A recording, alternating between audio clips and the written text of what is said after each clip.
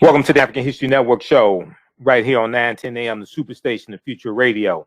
Hey, I'm your host, Brother Michael Imhotep. It is Tuesday, January 19th, 2021, and we are live. Hope everybody's doing well today.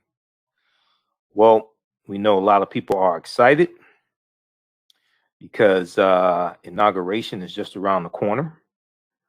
This is the day people have been waiting for 4 years. Or a little longer, right? All right, so it's a lot going on. So on today's show, we're going to continue our discussion dealing with Dr. Martin Luther King Jr. We know Dr. King Day was Monday, January 18th. So we have another clip of Dr. King to share with you. But on Dr. King Day, now you know I told you all that you're going to have Republicans who put out messages about Dr. King and they praise Dr. King. We talk about this each year, right? Each year you have Republicans who spent the entire year trying to dismantle Dr. King's legacy. They're going to put out some little tired messages trying to praise Dr. King, okay, and trying to give themselves cover for when they go to the Dr. King Day celebration in their districts, or especially if they have to go to one amongst African Americans at a church or something like that. So there were 127 Republicans, and we've got the names and everything. Huffington Post has a big article about this. We posted this article from the Huffington Post. There were 127 Republicans who voted to overturn the election results. They're in the House of Representatives and the U.S. Senate. 127 Republicans who voted to overturn the election results. They put out statements praising Dr. King. Okay, we're gonna deal with some of this. You all would have been better off just staying quiet. If you didn't say anything, no, I don't think any African American that has any sense would have called you out if you didn't say anything after what you just did, trying to overturn the votes of African Americans. All right, so you had that take place. Then Donald Trump issued his divisive 1776 Commission report on slavery and civil rights, and it's a report that is designed to refute the 1619 Project from the New York Times and Nicole Hannah Jones.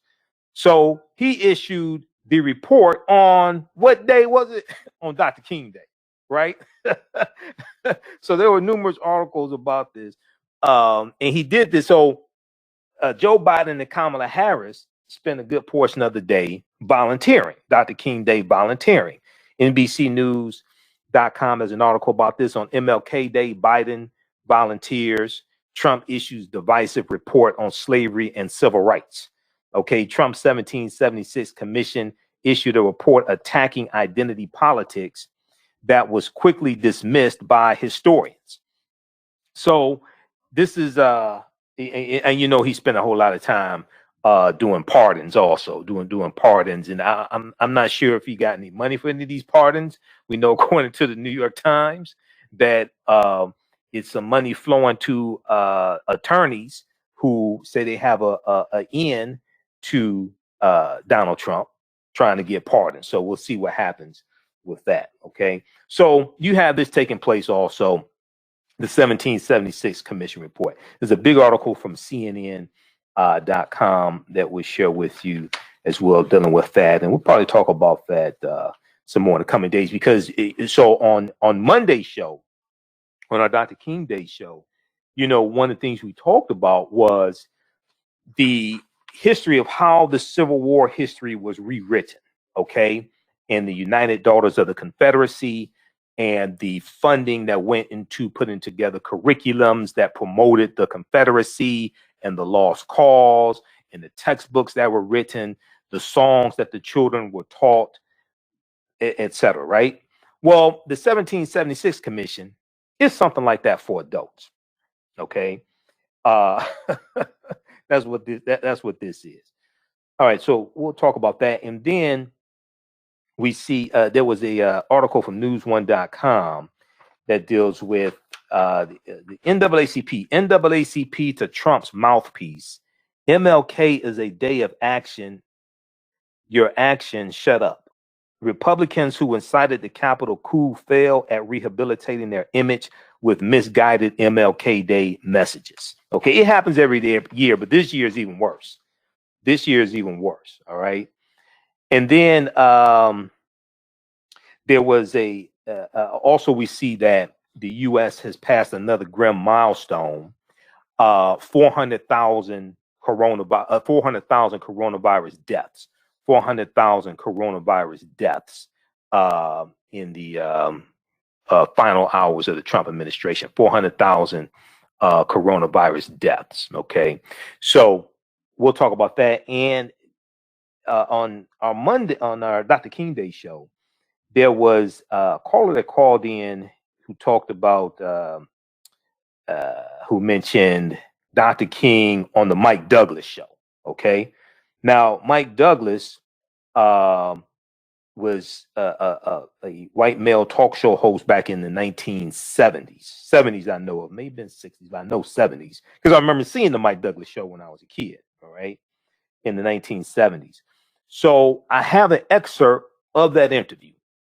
We're going to share that with you as well. And Dr. King is, well, actually is the 60s, So this was 60, probably 68, 67, 68. So yeah, Mike Douglas was on in the 60s also. This is Dr. King talking about the Vietnam War and his opposition to the Vietnam War. We'll share that with you also. All right, so on the African History Network show, we focus on educating, empowering, and inspiring people of African descent throughout the diaspora and around the world. Because right knowledge corrects wrong behavior. What you do for yourself, what you do to yourself, and what you allow other people to do to you is based upon what you think about yourself. What you think about yourself is based upon what you have been taught about yourself. What you've been taught about yourself is based upon everything you've read, heard, and seen about yourself. So when you control the radius of a man's thoughts, you can control the circumference of his actions, because the mind can't do or teach what it doesn't know. Now, we deal with a number of different topics here on the African History Network show. We deal with current events in history and politics, education, economic empowerment, entrepreneurship, relationships, love, sex, health issues, and much, much more. Sign up for our email newsletter. Text the word Kemet, K-E-M-E-T, to 22828. To sign up for our email newsletter, text the word Kemet, K-E-M-E-T, to 22828 to sign up for our email newsletter. Also visit our website, AfricanHistoryNetwork.com, AfricanHistoryNetwork.com. Sign up for the email newsletter there as well. If you'd like this type of information, you can donate to the African History Network, $ the AHN Show through Cash App, $ the AHN Show through Cash App, and then also through PayPal, paypal.me /the AHN Show, paypal.me /the AHN Show, or at our website, AfricanHistoryNetwork.com. Click on the yellow donate button. Okay, so, you know, being that we're here 6 days a week instead of 1 day a week, we were doing Sundays, 9 p.m. to 11 p.m. for 4 years. And then October 12th, 2020, we started Monday through Friday. So being that we're here 6 days a week instead of 1 day a week, the donations definitely help out. Also, all of my DVD lectures and digital downloads are available at our website, AfricanHistoryNetwork.com, AfricanHistoryNetwork.com. All right. So let's see. All right, we have a few minutes here before the break. Call-in number is 313-778-7600. 313-778-7600 is the call-in number if you have a question or comment. So let's look at this article from NBC News, and then also CNN. On MLK Day, Biden volunteers. Trump issues divisive report on slavery and civil rights. Trump's 1776 commission issued a report attacking identity politics that was quickly dismissed by historians. Okay, and all the historians were white except for one, Dr. Carol Swann, who is how should I put this politely? I think she's brain damaged. Okay. And there was an article from thegrio.com, and we're going to try to pull this up here quickly. There was an article from the Grio that let me see, which one was this? If we could pull this up here. We'll see if we can find this one. There was one from the Grio where Dr. Carol Swann I think it was the Grio. Dr. Carol Swann was quoted, and it says something to the effect that she didn't think racism existed because she got a PhD and became she was African American and became successful. Something idiotic like that. Okay, and I'll try to find that article here. But if we look at this from NBC News, so Donald Trump used one of his last days in the White House on Monday, January 18th, 2021, to fight the culture war, while President-elect Joe Biden observed Martin Luther King Jr. Day by volunteering to help feed the needy. With less than 48 hours to go before Wednesday's inauguration, Trump laid low in the heavily fortified Capitol, while the White House provided no details about how Trump was spending his final hours in office.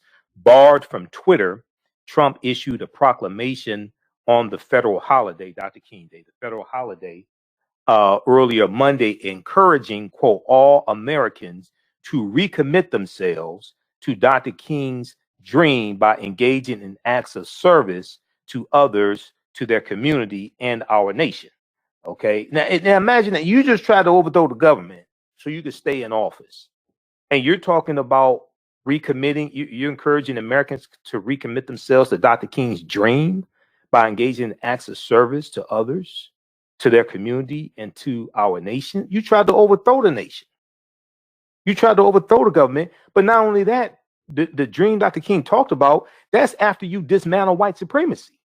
Because in the speech that everybody likes to talk about, but very few people understand, the speech that was originally called Normalcy Never Again, Normalcy Never Again, then it was called A Canceled Check, then it was called I Have a Dream, because that's not the original name of the speech, I Have a Dream. That's not the original name of the speech. Speech is not about a dream. Dr. King is talking about dismantling white supremacy. Okay? The dream, after Mahalia Jackson said, tell him about the dream, Martin, then he starts talking about the dream. That's after you dismantle white supremacy and racism. We'll deal with this on the other side of the break. You listen to the African History Network show right here on 910 a.m. the Superstation of Future Radio. I'm Michael Imhotep. We'll be back in a few minutes.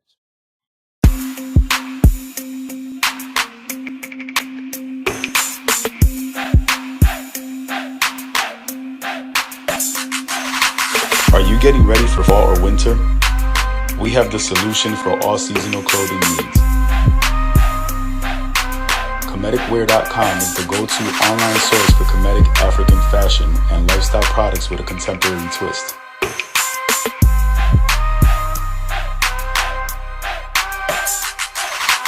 We're committed to offering unique styles reflecting African heritage.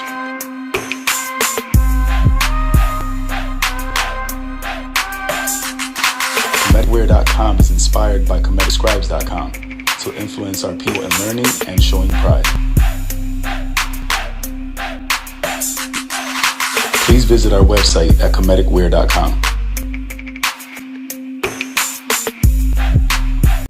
For 25 years, Black History One Mobile Museum has on the rich legacy of Black museum movement in America by showcasing original artifacts, Black experience, colleges, universities, K-12 corporations, libraries, conferences, and cultural events, making it the most traversed history mobile exhibit in American history. Dr. Khalid Kim is the founder of the Black History 101 Mobile Museum, and he is a sought-after publisher on topics of Black history, social studies, education, museums, hip and race relations. Khalid was named a change makers for NBC Brussels Erase Hate campaign, listed as one of the 100 men of distinction for Black enterprise.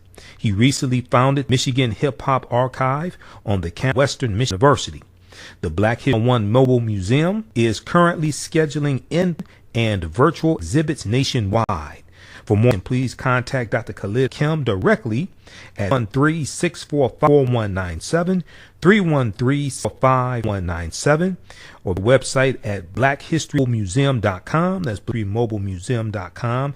You can also at history101@yahoo.com, b101@yahoo.com.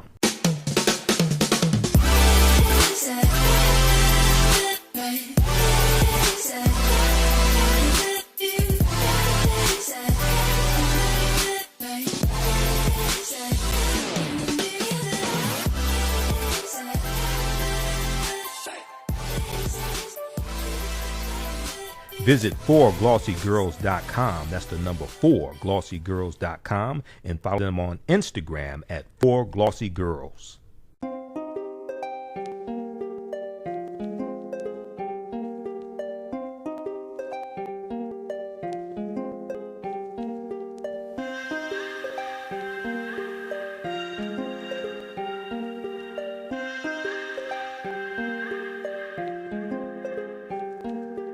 Black Bees products are a collection of natural, organic, personal care products with an appreciation of nature and bees. Our philosophy is without bees, we have nothing. We are honoring our Now Valley ancestors who understood the importance of bees. Black Bees created a high-quality, natural, organic personal care line that would be affordable to everyone. We hope you try our Black Bee products line and come back and visit us at blackbeesproducts.com. All right, stand by, everybody. Stand by, one commercial break. How's everybody doing? All right, African American business owners, email us at customerservice@africanhistorynetwork.com. Customer service at africanhistorynetwork.com. We'll let you know how you can advertise with the African History Network. How's everybody doing? Welcome back to the African History Network show right here on 910 a.m. the Superstation of Future Radio. I'm your host, Brother Michael Imhotep. It is Tuesday, January 19th, 2021. And we are live. Calling numbers 313-778-7600. 313-778-7600 is the calling number if you have a question or comment. So right before the break, we were talking about the 1776 Commission. Donald Trump released the report from the 1776 Commission. It's a 45-page document, and it's really a refutation to the 1619 project from the New York Times and journalist Nicole Hannah-Jones, who spearheaded that project, right? There's been a number of articles written about this. There was a big one from New York Times. We'll probably deal with the one from the New York Times on tomorrow's show. NBC News has an article on MLK Day, Biden volunteers, Trump issues divisive report on slavery and civil rights. You have one from CNN. Trump administration issues racist school curriculum report on MLK Day. All right. I wonder why he released it on Dr. King Day.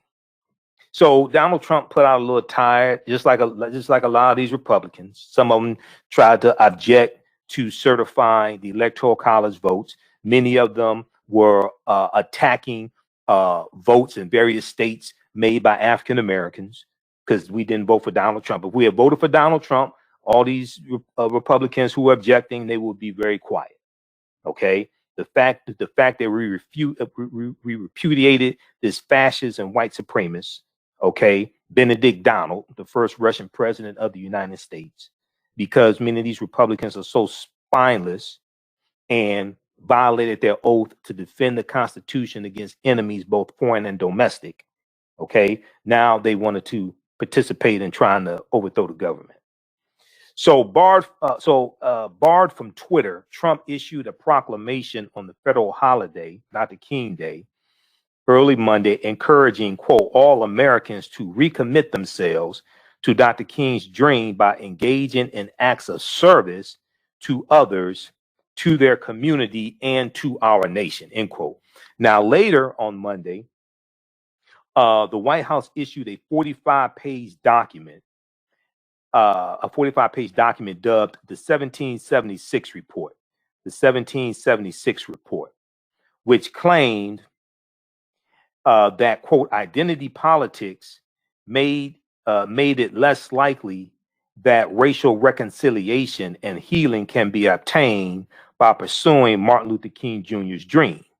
Okay, made it less likely that racial reconciliation and healing can be obtained by pursuing Martin Luther King Jr.'s dream. But see, once again, Donald Trump didn't even want to acknowledge systemic racism existed.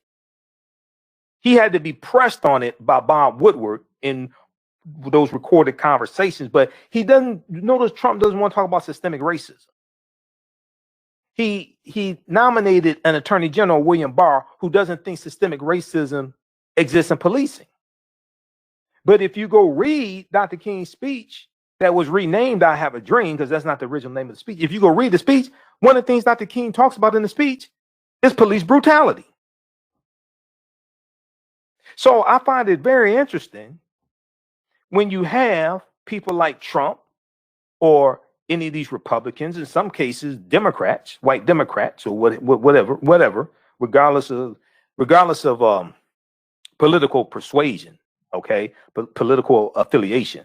I just find it interesting how people just want to jump to the dream and holding hands and living in peace, but don't want to deal with Dr. King talking about dismantling white supremacy and racism and holding America accountable for a promissory note they gave us 100 years prior with the Emancipation Proclamation that did not free the slaves, by the way.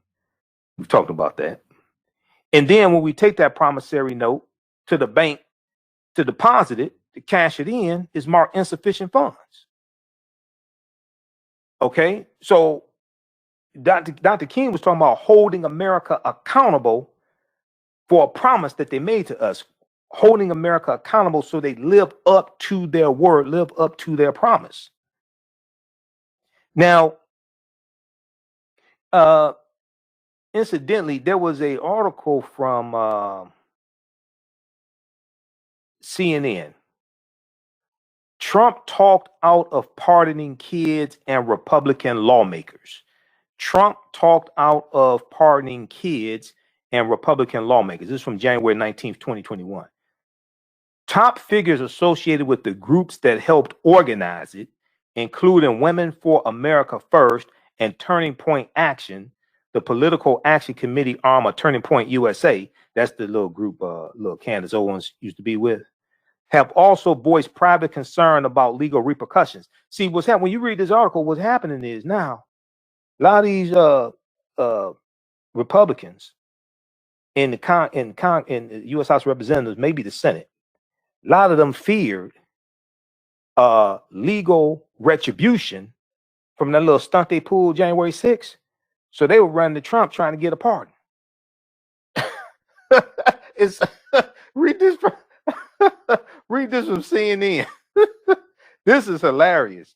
It's like, okay, so now what are they going to do? Because I'm telling you, there's going to be some of these people are going to probably get kicked out of their elected positions, and some of them could very well face legal consequences. I hope they do. They deserve it. I hope they do. This is from CNN.com. I'm going to pull this up here. Trump talked out of pardoning kids and Republican lawmakers. Just very quickly here, Donald Trump received an unsettling warning on his final Saturday night in the White House. Huddled for a lengthy meeting with his legal advisors, Trump was warned the pardons he once hoped to bestow upon his family and even himself would place him in a legally perilous position, convey the appearance of guilt, and potentially make him more vulnerable to reprisals. So too was Trump warned that pardons for Republican lawmakers who had sought them for their role in the Capitol insurrection would anger the very Senate Republicans who would determine Donald Trump's fate in the upcoming impeachment trial. I knew that was going to happen. It's like, wait a second. If you give a pardon to these traitors in the House of Representatives. You know you got this impeachment trial over here.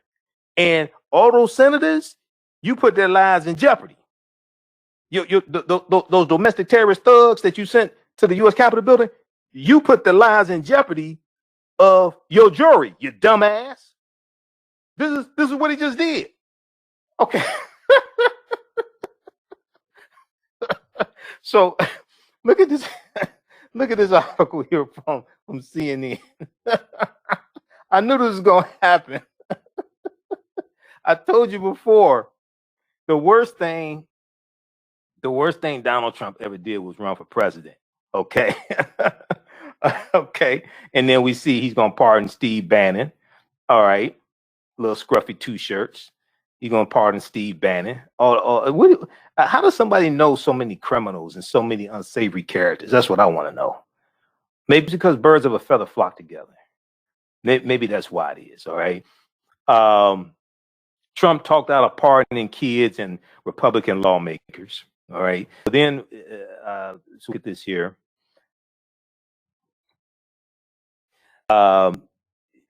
So too was Trump warned pardons for Republican lawmakers who had sought them for their in the Capitol insurrection.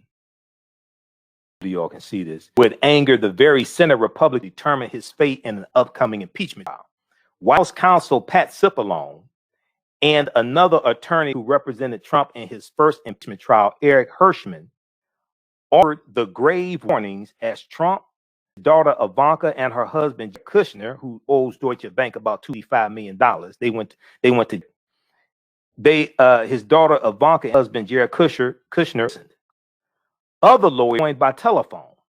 They all Trump he should not pardon himself, family, or any GOP lawmakers in a prospective manner unless he was prepared specific crimes, because he was going to give a blanket pardon.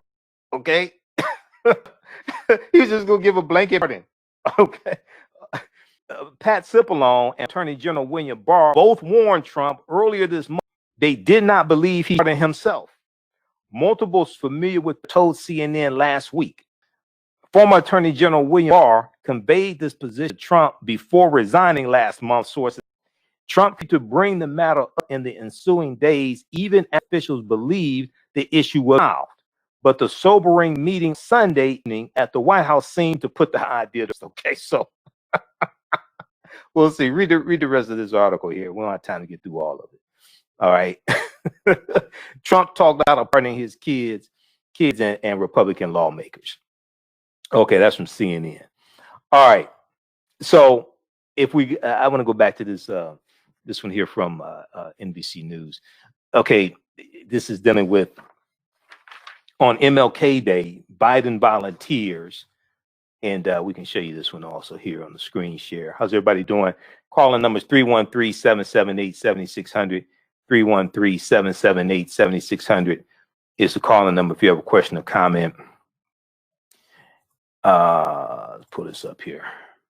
Okay, on MLK Day, Biden volunteers, and Kamala Harris was volunteering also. Biden volunteers, Trump issues divisive report on slavery civil rights. All right, let me see where we go right here. Where we go. Trump's 1776 mission issued a report attacking identity politics that was quickly dismissed. Okay, I think Senator Kamala Harris volunteered as well. All right, so the report seems to be a response to so this is a 45 report called the 1776 report, which claimed that identity politics makes it likely that racial reconciliation and healing be attained by pursuing Martin Luther King's dream. They don't know what the hell Dr. King's dream was. The report seems to be a response to the New York Times 1619 project, which traced the story of slavery through American history and became a lightning rod for Trump and conservatives who saw it as an attack on their view of American history. See, the problem is that Americans are very ignorant of history. So a lot of the view that white Americans have of history is largely wrong. A lot of view that white Americans have of history is largely wrong. And then we deal with what we talked about on yesterday, this whole lost cause and the curriculums that were created to make the South, the Confederate seem like the victims, and they were just fighting for states' rights. And once again, I got to take it back to the report from the Southern Poverty Law Center, Teaching Hard History, American Slavery. This is why I keep talking about this, because when you read this report, they did a survey of 1,000 12th graders, 1,000 seniors all across the country. When you read this report, it shows how little Americans know about history. African Americans are never going to get reparations while Americans are ignorant of history. The votes don't exist in the U.S. House of Representatives or the U.S. Senate. You don't have enough votes in the Senate to get a bill passed to study reparations. How the hell are you going to get one passed to pay reparations? There are not enough votes in the U.S. House of Representatives to pass H.R. 40, which is a bill to study reparations and the legacy of slavery and the damage, the impact that slavery has had on African Americans, slavery, Jim Crow segregation, the legacy of slavery, and to come up with solutions, remedies. There's not enough votes to get that passed to study reparations. How the hell are you going to get a bill passed to pay reparations? There's even less support in the Senate. The Senate is 95% white. And the one black Republican in the Senate, Tim Scott, Black Tea Party Republican from South Carolina, he already said he's not voting for reparations. If the black guy is not going to vote for reparations, how are you going to get white Republicans to vote for it? Or how are you going to get them not to block it with the unanimous consent rule? Like Senator Ron Johnson of Wisconsin blocked the Juneteenth bill from becoming a federal holiday and giving white people the day off from work with the unanimous consent rule. If you can't get a Juneteenth bill passed in the Senate to give white people the day off from work, how are you going to get a reparations bill passed in the Senate to pay out reparations to African Americans and chattel slavery ended 156 years ago? See, nobody wants to ask these questions because most people don't even know the questions to ask. But very quickly here, for the sake of time, page 9, executive summary, page 9. Now, you can go to splcenter.org and download this study. I took it to the printer, got it printed up. I teach from this. High school seniors struggle on even the most basic questions about American enslavement of Africans. Only 8% of high school seniors surveyed, there was 1,000 surveyed, only 8%, 8, not 80, 8. Only 8% of high school seniors surveyed can identify slavery as the central cause of the Civil War. 2/3 or 68% of high school seniors surveyed did not know that it took a constitutional amendment to formally end slavery. That was the 13th Amendment of 1865. Fewer than 1 in 4 students, or 22%, can correctly identify how provisions in the Constitution gave advantages to slaveholders. You mean Article 1, Section 2, Clause 3 of the U.S. Constitution, known as the Three-Fifths Compromise of 1787? Are you talking about that? And how the Electoral College helped because slave-owning states had an advantage in the Electoral College? And this is how Thomas Jefferson won the 1800 presidential election, with the Electoral College votes associated with Virginia. And Virginia was the largest slaveholding state in the Union at the time.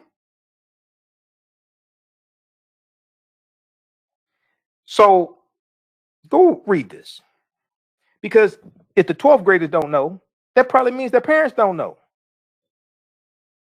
Well, the members of the U.S. House of Representatives and the members of the U.S. Senate, they represent these 12th graders' parents. They represent their parents. So as I said before, I did a Facebook post today. Somebody commented on this. You know, because I find a lot of people who talk about we want reparations, when I ask them how do we get it, they can't tell me.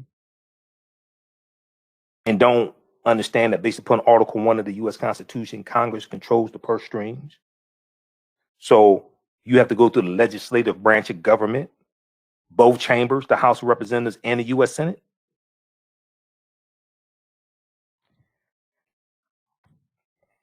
So, all right.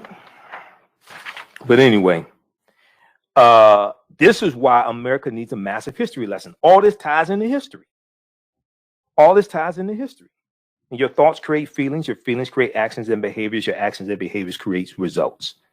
The trajectory of history, the where we are right now, is based upon a trajectory of history.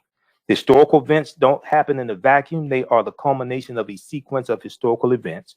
And as one of my teachers, Professor Kaba Hiawatha Kamene, says, Professor Kaba, to understand the existence of something, you must first understand the pre-existence of existence. This is why we have to understand history. So let's go back to this quickly here. And we have any, let me know if we have any callers, Shakita.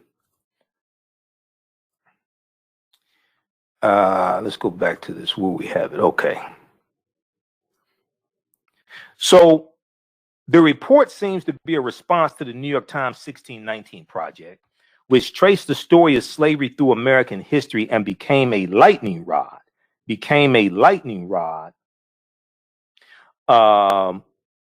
for Trump and conservatives who saw it as an attack on their American history.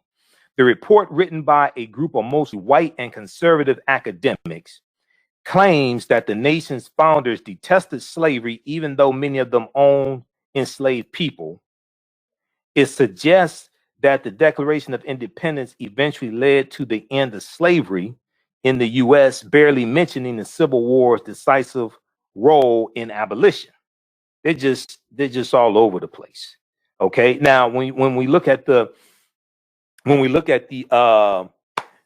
Philadelphia Convention of 1787, it is true you're going to have some there were 39 signers of the U.S. Constitution. It is true that some of them were against slavery. Some of them belonged to manumission societies. It is true that by 1787, 5 states had already abolished slavery. The first state to abolish slavery was Vermont, July 2nd, 1777. You're going to have Massachusetts. You're going to have Connecticut. You're going to have Pennsylvania. Okay, that is true. And it's also true that they debated over abolishing the international transatlantic slave trade. And all the states agreed to abolish the international transatlantic slave trade, which means the importing of Africans into this country to enslave them. All of them agreed to it except South Carolina. So they put a 20-year clause in the U.S. Constitution that the earliest they could abolish the international transatlantic slave trade would be January 1st, 1808 or 1808. Okay. And that's Article 1, Section 9, Clause 1 of the U.S. Constitution, which lays the foundation for a legal argument for reparations. But since a lot of people don't understand history or law, we ain't dealing with legal arguments for reparations. So read, we'll go to the phone lines in just a second. We'll go to Ronnie in just a second. Britannica.com has information dealing with the founding fathers and slavery. Okay. And I just pulled this out because this is in my file folder for the online course that I teach. Ancient Kemet, the Moors, and the Ma'afa, Understanding the Transatlantic Slave Trade, what they didn't teach you in school. So I'm going to be teaching that class again. I'm putting together, I got to figure out the date it's going to launch. This is a 8-session, 16-hour online course that I teach that deals with thousands of years of history, and it deals with what leads up to the transatlantic slave trade happening, and it deals with better understanding the transatlantic slave trade. We deal with the 800-year occupation of Europe by the Africans known as the Moors, etc. Because you can't understand it. Starting the transatlantic slave trade, understanding it in the mid 15th century, starting in 1441 with the Portuguese going into Mauritania. If you start in the mid 15th century, you don't understand the transatlantic slave trade. You got to deal with hundreds of years of history of Africans going into Europe and the wars and the conflicts between these Africans known as the Moors and Europeans, and how it's the African Moors who were changing the complexion of Europe. And you have to understand that from 711 AD to January 2nd, 1492, you have to understand that period of time to understand the transatlantic slave trade, because the transatlantic slave trade is a continuation of what was taking place in Europe. But just very quickly here for the sake of time, then we're going to go to the phone lines. Let's see here. The founding fathers in slavery.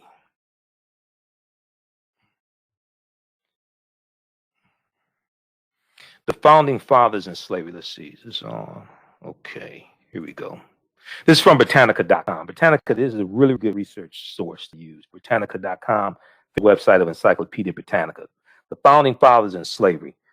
Although many of the founding fathers, or as Dr. Frank Cress Wilson called them, the fondling fathers, although many of the founding fathers acknowledged that slavery violated the core American revolutionary idea of liberty, their simultaneous commitment to private property rights, principles of government, and international harmony prevented them from making a bold move against slavery. The considerable investment of Southern founders in slave-based staple agriculture, combined with their deep-seated racial prejudice, posed additional obstacles to emancipation. Okay, and this is, let me see, make sure. Okay, in this initial draft. Okay. So this is looking at the, I think this is looking at the Declaration of Independence. But just in general, slaveholders among prominent founding fathers. So it breaks it down between non-slaveholders and slaveholders. Non-slaveholders: John Adams, Samuel Adams, Oliver Ellsworth, Alexander Hamilton, Thomas Paine, Roger Sherman, Robert Treat Paine. Slaveholders: Thomas Jefferson, John Jay College in New York is named now, Patrick Henry, Benjamin Franklin, John Hancock. Now, Benjamin Franklin is going to, if I remember correctly, Benjamin Franklin is going to join the New York Manumission Society.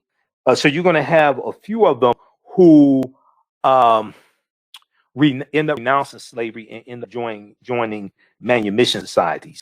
Despite initial agreements over despite initial disagreements over slavery at the Constitutional Convention in 1787, the founders once again demonstrated their commitment to maintaining the unity of the United States by resolving to diffuse sectional tensions over slavery. To this end, the founders drafted a series of constitutional clauses acknowledging deep-seated regional differences over slavery, while requiring all sections of the new country to make compromises as well.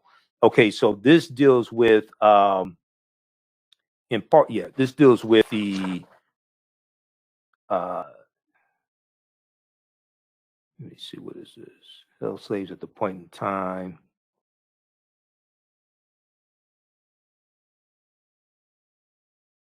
All right, so take a look at this, because I think this chart here is talking about the Declaration of Independence.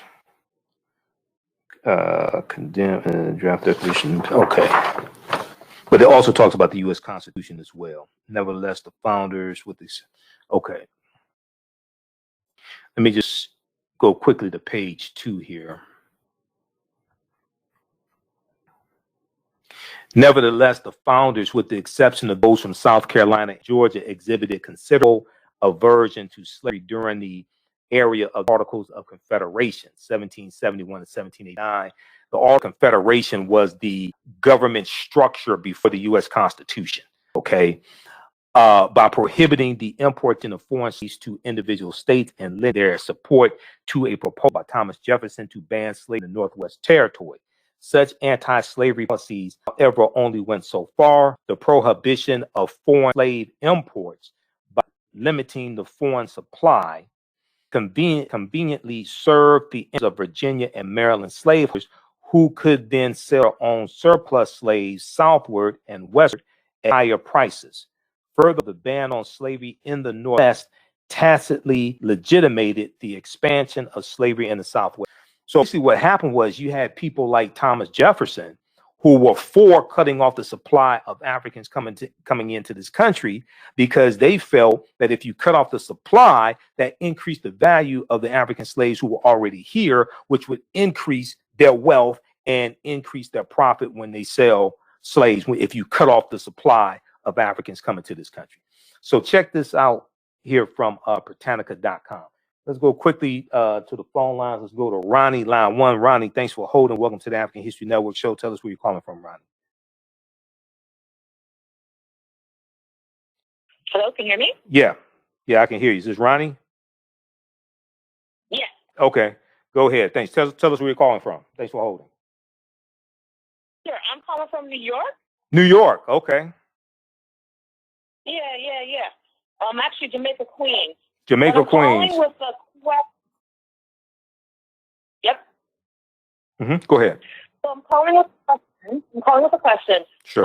So earlier, well, first of all, I'm very glad that you brought up the statistic about high school students because I recently just wrote a curriculum for AP Civics, and and I feel like the only time that children are really getting the information that they need, they have to go the extra mile. But that's the same with adults, right? Right. AP Civics. Okay. Yeah. In the spirit of that, here's my question. So earlier you were talking about some of the senators and some of the GOP lawmakers are probably going to lose their job if they continue to, suggest and encourage sedition. Possibly, yeah. I know that there is a historical precedent for this for after the Civil War. What is the line of succession for like a senator or a House representative?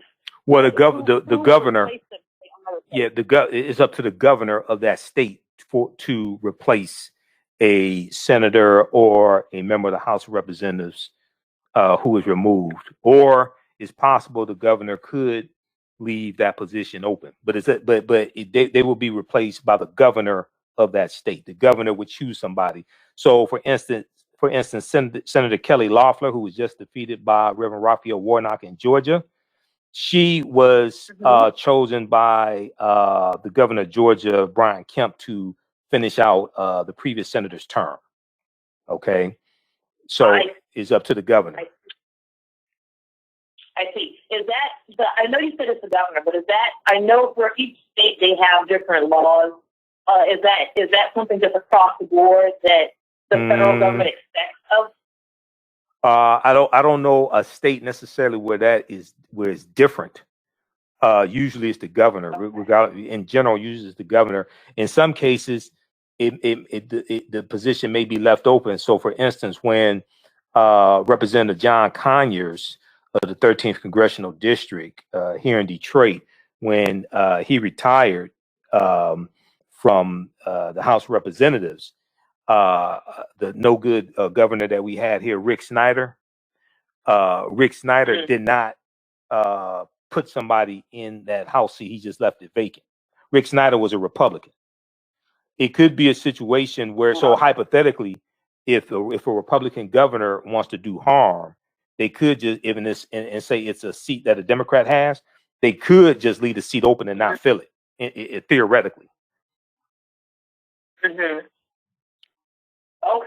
and that would change. Let's say they got rid of 3 or 4 of the senators in the House and in the Senate. Would that change who leads the Senate then? Well, no, not if it's Republicans. No, because the Democrat, because for the 117th Congress, Democrats control the House of Representatives and they control the U.S. Senate also, because of the 50-50 tie in the Senate and Kamala Harris having a tiebreaker vote. So Chuck Schumer becomes Senate Majority Leader in the Senate. Okay. So, I guess one of the scenarios is they get removed, and then those people just are not going to be represented until the next cycle. It depends if the governor replaces them. It depends if the governor puts somebody in that seat. Okay. It's just like the governor Gavin Newsom, had to replace Senator Kamala Harris because she became vice president. He had to put somebody in her seat, the senator. Okay. Very quickly, we're out of time for this show. How can people get in contact with you if they want to know more about your curriculum? So the curriculum was for paid website, so I can't give that out. Oh, okay. was fun to do. Okay. You can call back tomorrow. We're out of time here, but thanks for calling. You can call back tomorrow, okay? All right. All right, you take it. All right, thanks. Okay, hey, those watching on our Facebook fan page, The African History Network, and our YouTube channel, Michael Imhotep, keep watching. We're going to keep broadcasting for a little while longer. We're out of time here on 9:10 a.m. the Superstation WFDF. Right now, it's correct wrong behavior. It's not over till we win Wakanda forever. We'll talk to you tomorrow night. Peace. All right, stand by, everybody. Stand by. Okay. All right, this hour goes by quickly. Hey, if you like this type of information, also you can donate to the African History Network, $ TheAHNShow through Cash App, $ TheAHNShow through Cash App, then also through PayPal, paypal.me/TheAHNShow, paypal.me/TheAHNShow, as well through PayPal, or at our website, AfricanHistoryNetwork.com, AfricanHistoryNetwork.com. For 25 years, the Black History 101 Mobile Museum has carried on the rich legacy of the Black Museum in America by showing original artifacts of the Black experience at colleges, universities, 12 schools, corporations, libraries, conferences, and cultural events. Yet the most traversed Black History mobile exhibit in American history. Dr. Khalid El Hakim is the founder of the Black History 101 Mobile Museum. He is a highly sought publisher on topics of Black history, social studies, education, museum studies, hip hop, and race roots. Dr. Khalid, among the changemakers NBC Universal's The Hate Pain, and listed as the 100 Men of Distinction Black Enterprise. Recently founded the Michigan Archive on the campus of Western Michigan University. The Black History 101 Museum is currently selling in person and exists nationwide. For more information, please contact Khalid Al Hakim at 313-45419, 313-645-19, or visit their website at History Mobile Museum. That's blackhistorymobilemuseum.com. You can also email him at history1@yahoo.com, bhistory101@yahoo.com. With blackbusinesstee.com, the messages are clear and meaningful. Keep your business in the black and out of the red. Mind your black business, know your numbers, and plan strategically. Black Business Boss, lead your industry. Support black business, encourage, patronize, and uplift one another. blackbusinesstee.com currently has products sold in Detroit, Atlanta, Chicago, and Los Angeles, with proceeds returned to the black community. They have a wide selection of hoodies, t-shirts, mugs, hats, sweatshirts that support black-owned businesses. Visit the website blackbusinesstee.com. That's blackbusinesstee.com.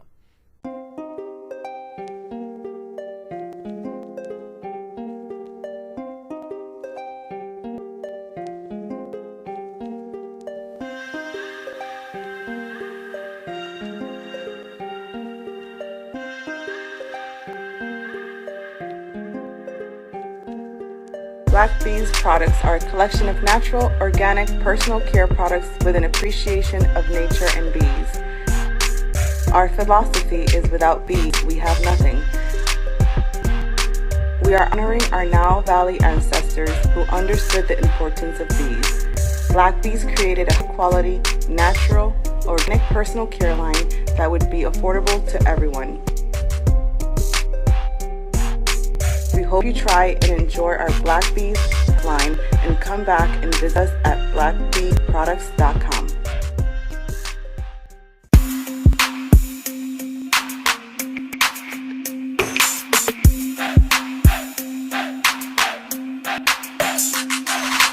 Are you getting ready for fall or winter? We have the solution for all seasonal clothing needs. Comedicwear.com is the go-to online source for comedic African fashion and lifestyle products with a contemporary twist.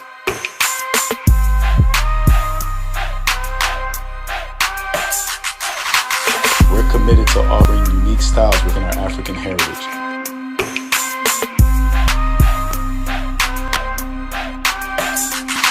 Comedicwear.com is inspired comedicscribes.com to influence our people in learning and showing pride. Please visit our website at comedicwear.com. you have an idea or business that requires app development or thinking of moving your IT resources to the cloud? We have post-paid and profit-sharing plans for unique ideas or profitable businesses. Who can take advantage of this unique program? Entrepreneurs with unique ideas, startups, small to medium businesses. Contact us 267-209-0352. Visit nomadicsystems.net, nomadicsystems.net today. All right, let's continue here for a little while longer. I want to go back to the article here from NBC News, and we're going to look at this one quickly from CNN also. All right. So the report seems to be a response to the New York Times 1619 Project, which traced the story of slavery through American history and became a lightning rod for Trump and conservatives who saw it as an attack on their view of American history. The report, written by a group of mostly white conservative academics, claims that the nation's founders detested slavery, even though many of them owned enslaved people. Scholars assailed the report, with one comparing it to a bad middle school civic textbook from 1955. You know, it was a bunch of white supremacists and their Negro sympathizers that put this nonsense together, which is why, probably Donald Trump chose them. Okay. Let's see here. Let's pull this back up.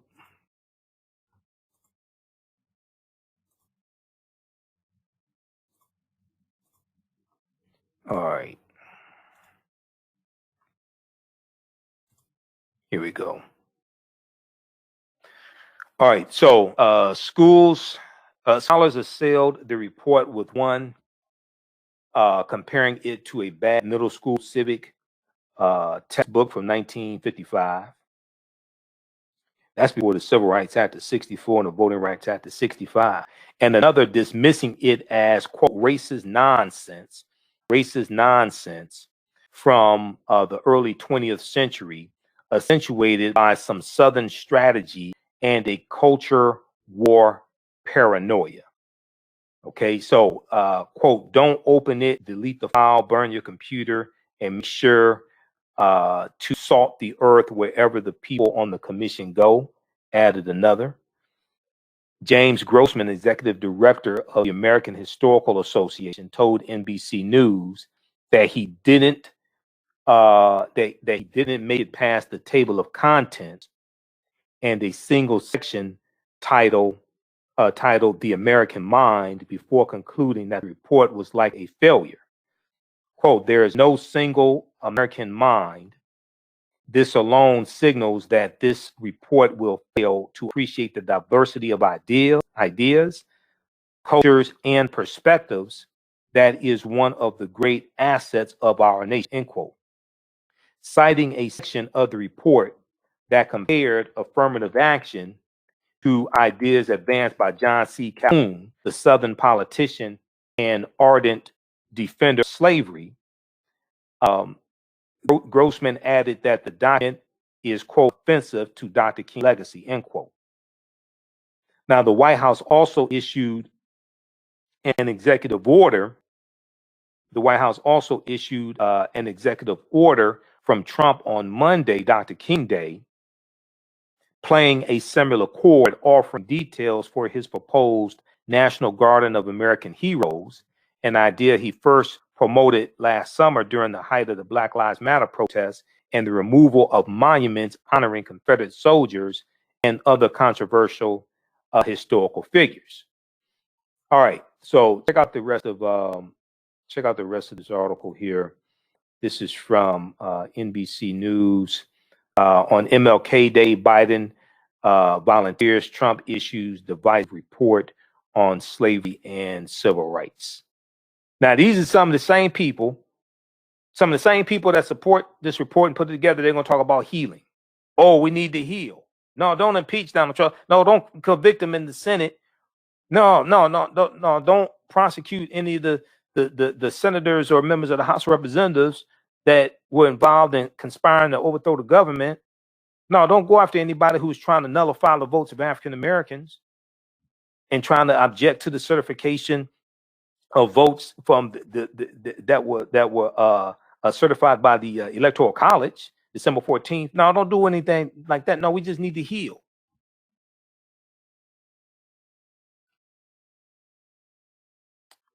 All right, so check that out. I just find it interesting when people get caught, they want to heal. They want to talk about healing and all that stuff. 3 weeks ago, they were talking about trying to overturn election results in Georgia, and Donald Trump was putting pressure on Raffensperger, the Secretary of State in Georgia. Okay, then we found out there was a second call to Georgia. Just 3 weeks ago, they're trying to overturn election results and filing lawsuits. Now they want to talk about healing. They weren't talking about healing then. So then CNN has this article. Trump administration issues racist school curriculum report on MLK Day by Megan Vasquez. Okay, Trump administration issues racist school report on MLK Day. And we're just going to highlight what's not redundant. Okay, let's see here. This deals with the little 1776 commission report.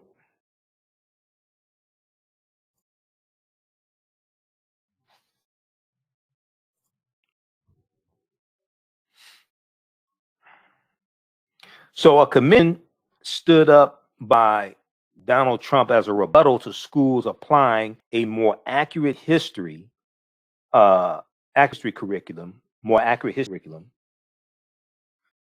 around slavery in the U.S. issued its inflammatory report on Monday, Martin Luther King Jr. Day. So Trump announced that he was establishing the commission last fall, following a slew of Lives Matter demonstrations across the country. He school curriculum in the New York Times, because there's school curriculum also that's the 1619 project. The school curriculum also, and then they have the articles in the New Times. Okay, so announced this commission during the Black Lives Matter demonstrations across the country. He blamed the school curriculum for violence that resulted from some of the protests, saying that left-wing rioting mayhem are the direct result of left-wing indoctrination in our schools. How do you blame the violence? The curriculum just came out. How do you blame the violence in the streets that's a result to oppression and police violence? How do you blame the 1619 project school curriculum that just came out for violence in the street? The commission is an apparent counter to the New York Times 16 project, Pulitzer Prize-winning project aimed at teaching American students about slavery. Trump last fall called the project, quote, toxic propaganda. Now, this commission will probably be dissolved under the Biden administration because the sitting U.S. president typically has the power to dissolve presidential commissions and advisory councils, like Trump dissolved the 21st Century Task Force on Policing that President Obama convened. Trump got rid of that, which sometimes provides reports and recommendations to the House. Okay, so let me see here. Just a second, I made some notes here.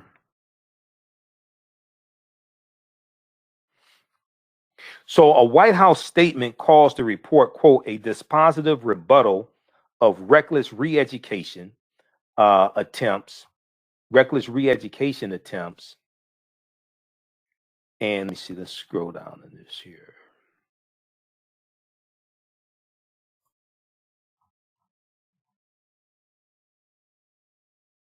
A White House statement calls the report a positive rebuttal of re-education attempts that seek to frame American history around the idea that the United States is not an exceptional country, but an evil one.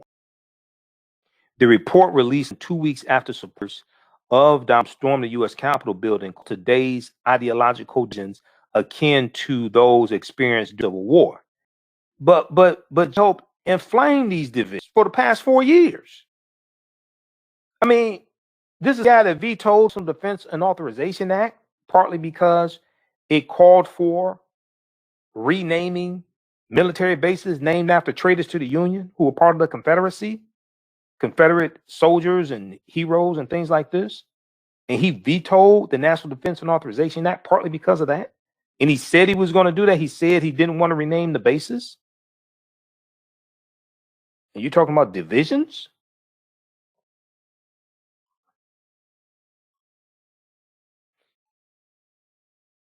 Americans are deeply divided about the meaning of their creed, its history, and how it should be governed. The division is severe and call to mind agreements between the colonists and King George. King George III, this is who the third colonies are revolting against, the King of England. And those between and Union forces during the Civil War, and report states. Now, the commission, the report authors also argued the civil movement was almost immediately turned to programs that ran to the lofty ideas of the founders, specifically criticizing the affirmative actions. Now, the commission is chaired by Larry Arnn, A-R-N-N, Larry, president of Hillsdale College. He drew criticism for his comment in 2013. He said state officials visited the college to see whether enough ones were enrolled. The commission's vice chair, Carol Swann, once wrote that Islam poses absolute danger to us and our children. Okay, that's Carol Swann. So the article I was looking for about Carol Swann is from blackenterprise.com. Former Princeton professor says Democrats are using black people to advance a radical agenda. A radical, what the hell? What's the radical agenda? After 4 years of Trump, what's the radical agenda? I'm not exactly sure what the radical agenda is. I don't agree with all the policies of the Democrats, but I agree with them a lot more than policies of Republicans. But anyway, Dr. Carol Swann said, let's see here. Let's see. You stop this little ad in here. Former Princeton professor Carol Swann told Fox News the Democratic Party, this is from July 2020, the Democratic Party is using black Americans to advance its agenda. According to the Western Journal, Carol Swann, an African American who was taught at both Princeton and Vanderbilt, appeared on Fox News, their show Liberty and 11, calling the Black Lives Matter movement a Marxist agenda against America, a Marxist agenda against America. In the same interview, Carol Swann added that Democrats, quote, are using black people to advance a radical agenda that will be destructive to our nation, that will hurt all of us and is hurting us right now. Destructive to our nation. What did you call that influx of 8,000 domestic terrorists on January 6th? Trying to overthrow the government and trying to stop the certification of electoral college votes. And that was during a joint session of Congress, the House of Representatives and the U.S. Senate. And that certification is mandated by the U.S. Constitution. I'm just curious. What did you call that? Now, and let's see. Let's show you this one so you know exactly who I'm talking about.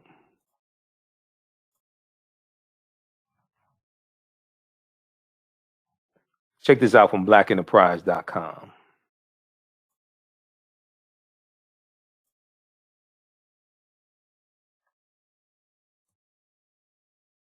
Former Princeton professor says Democrats are using black people to advance a radical agenda. What agenda were Republicans trying to advance when they try to overturn the votes of African Americans and nullify our votes What agenda were they trying to push? It certainly wasn't one man, one vote, one woman, one vote.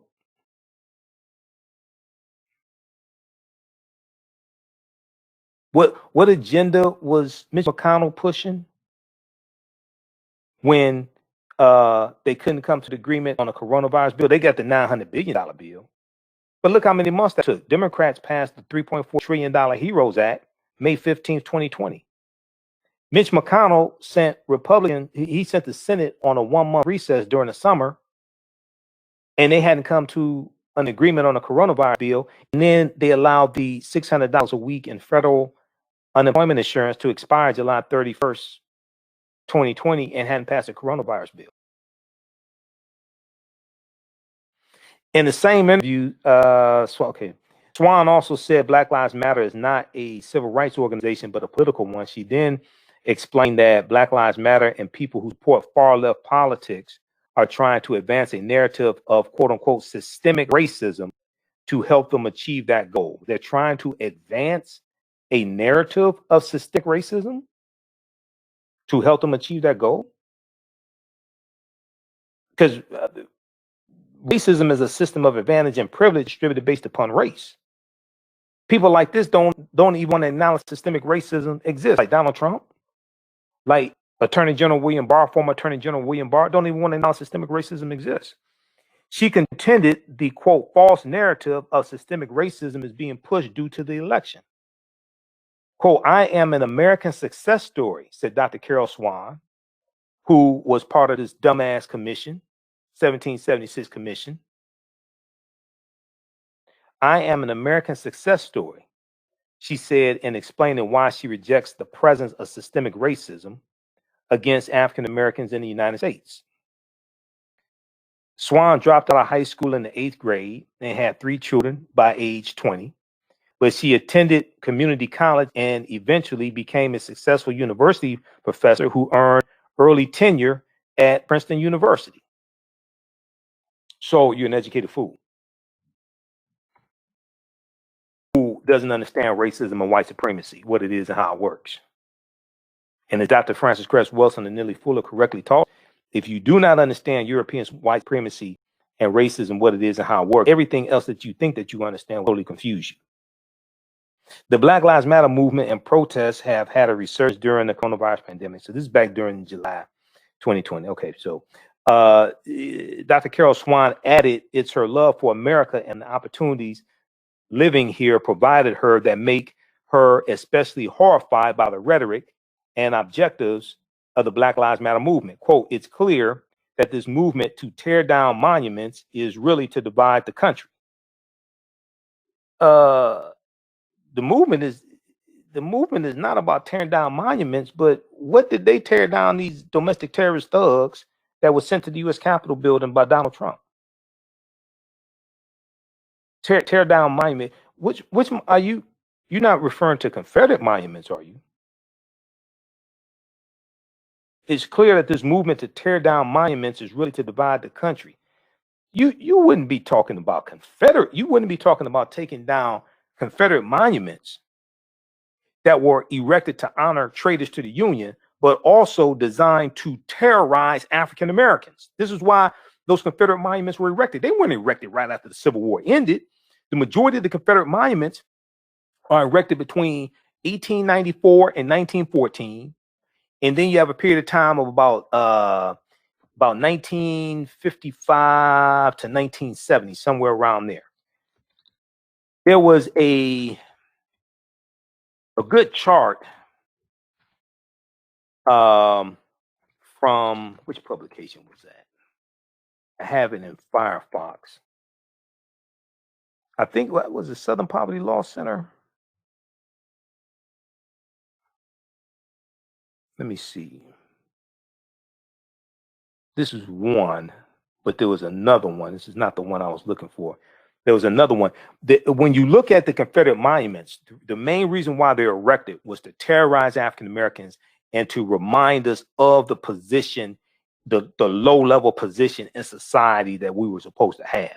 This is why those Confederate monuments were erected, okay?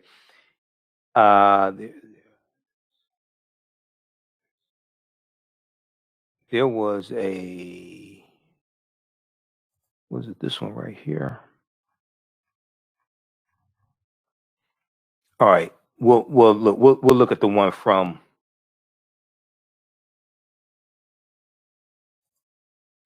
Well, I'll show you two things. First of all, let's look at this from Fast Company, fastcompany.com, because there's still about 1,700 Confederate monuments. So when I hear people, now I'm against, I've said this before, I'm against individuals taking it upon themselves to tear down monuments. I'm totally against that, even Confederate monuments, because I don't want anybody doing that to monuments Dr. King or Rosa Parks or Octavius Cato in Philadelphia or something like that. If city councils decide to take down Confederate monuments, or the state legislature or governor or something like that, to take down Confederate monuments, that's fine. I'm totally against people taking upon themselves to tear down monuments, period. I'm totally against that. Okay. So if we look at this article here from Fast Company, this map reveals 1,747 monuments and other Confederate symbols of America's racial past. The map was compiled by the Southern Poverty Law Center to show how prolific glorification of Confederacy is. How prolific glorification of the Confederacy is. Now, this article is from June 11th, 2020. June 11th, 2020. Okay. Let's see here. All right. So, as you guessed, they're largely in the South. Okay. Then we have this chart here, and this is the. We'll blow this up. We'll pull this up. There's another article that shows this. All right. But I just want you to see this. A lot of people don't know that there are this many Confederate monuments that still exist today. All right. So when you deal with see once again, as somebody who's a historian and does lectures across the country, I get to travel and I get to speak to people in different regions of the country. Americans in general are very, very ignorant of history. And I'm not just talking about African Americans, I'm talking about Americans in general, regardless of race. Okay. So when we talk about getting reparations, America has to have a massive history lesson. America has to have a massive history lesson because most Americans don't think a debt is owed because of the history they've been taught. Most Americans don't believe a debt is owed. A lot of them are members of the House of Representatives in the U.S. Senate who have to vote on reparations, which is why H.R. 40 hasn't even passed the House of Representatives. If you can't get a bill passed to study reparations, how you get one passed to pay reparations?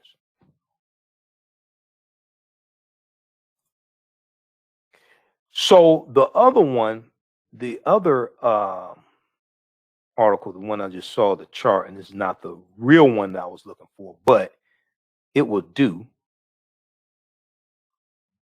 is, let's try to blow this up as much as we can.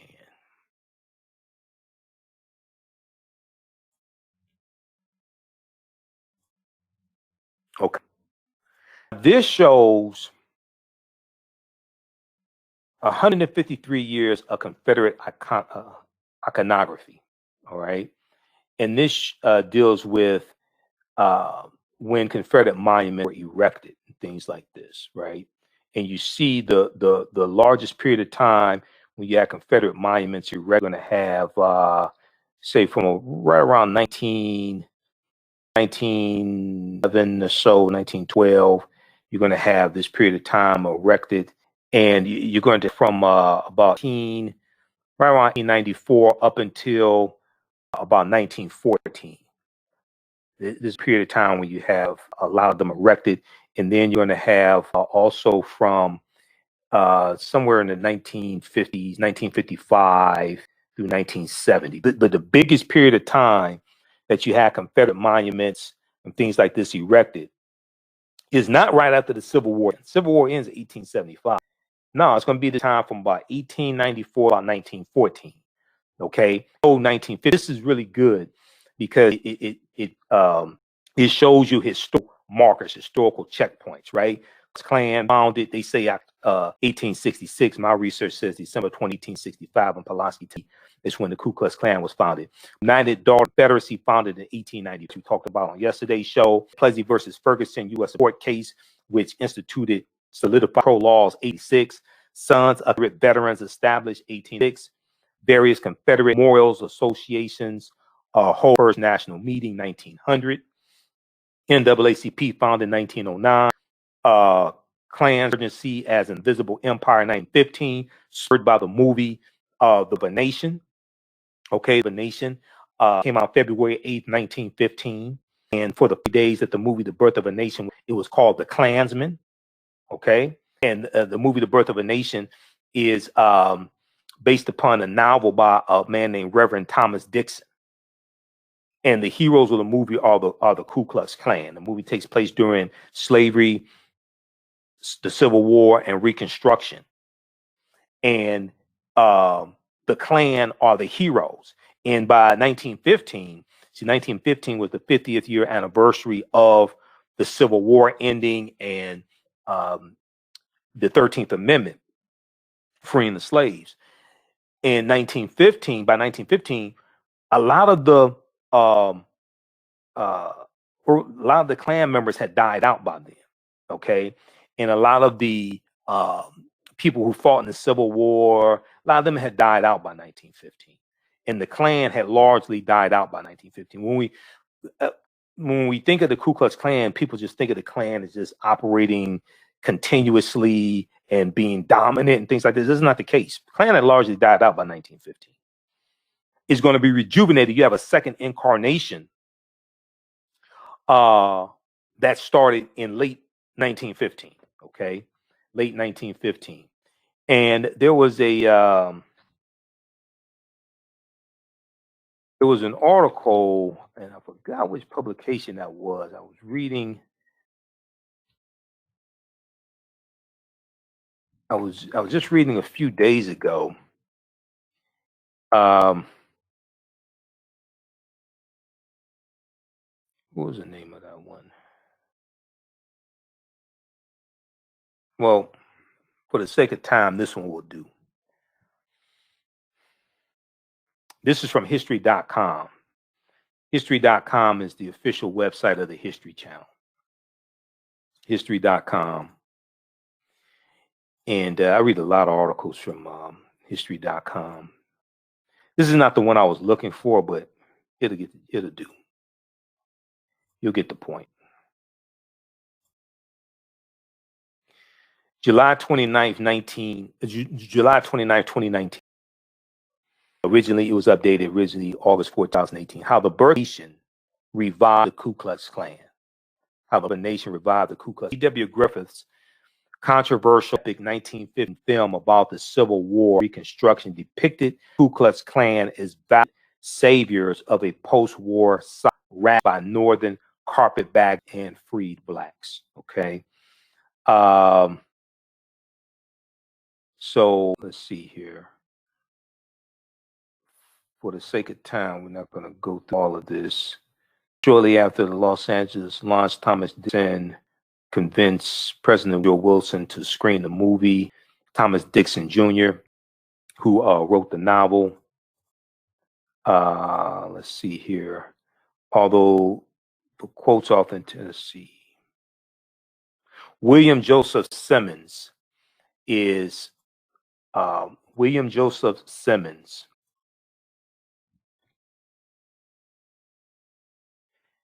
is considered to be the founder of the 1915 modern Ku Klux Klan. While recovering from a car accident, the local preacher in Georgia followed the birth of a nation's nationwide success. Joseph Simmons was a reverend, William Joseph Simmons. He is the one who revives the Ku Klux Klan in 1915 after seeing the film The Birth of a Nation. He was a reverend also. There were KKK-inspired aprons, costumes, and regalia that glorified the defunct organization. Simmons seized on the film's popularity to bolster the Klan's appeal again. It wasn't just fraught with racial tensions it wasn't just the fraught racial tensions that made the timing of a rebirth feasible. The way the film was made with innovative editing techniques and close-up action shots was captivating. Okay, so read the rest of this article. I don't have time to get through this just for the sake of time. I just want you to understand. This is why we have to understand the chronology of history. Okay, and then going into 1915 is during World War I, which is 1914 and 1918. Then in 1919, you have a racial explosion in this country called the Red Summer. And I re-aired the presentation I did dealing with African American World War I veterans who took up arms to fight against white supremacists attacking their communities during the Red Summer of 1919. There were over 25 major race riots in this country. And African American World War I veterans defended their communities. Okay. All right, we got to continue for the sake of time here. So very quickly, back to this article from CNN, because I got to move on. The report argues, let's see here, where is that?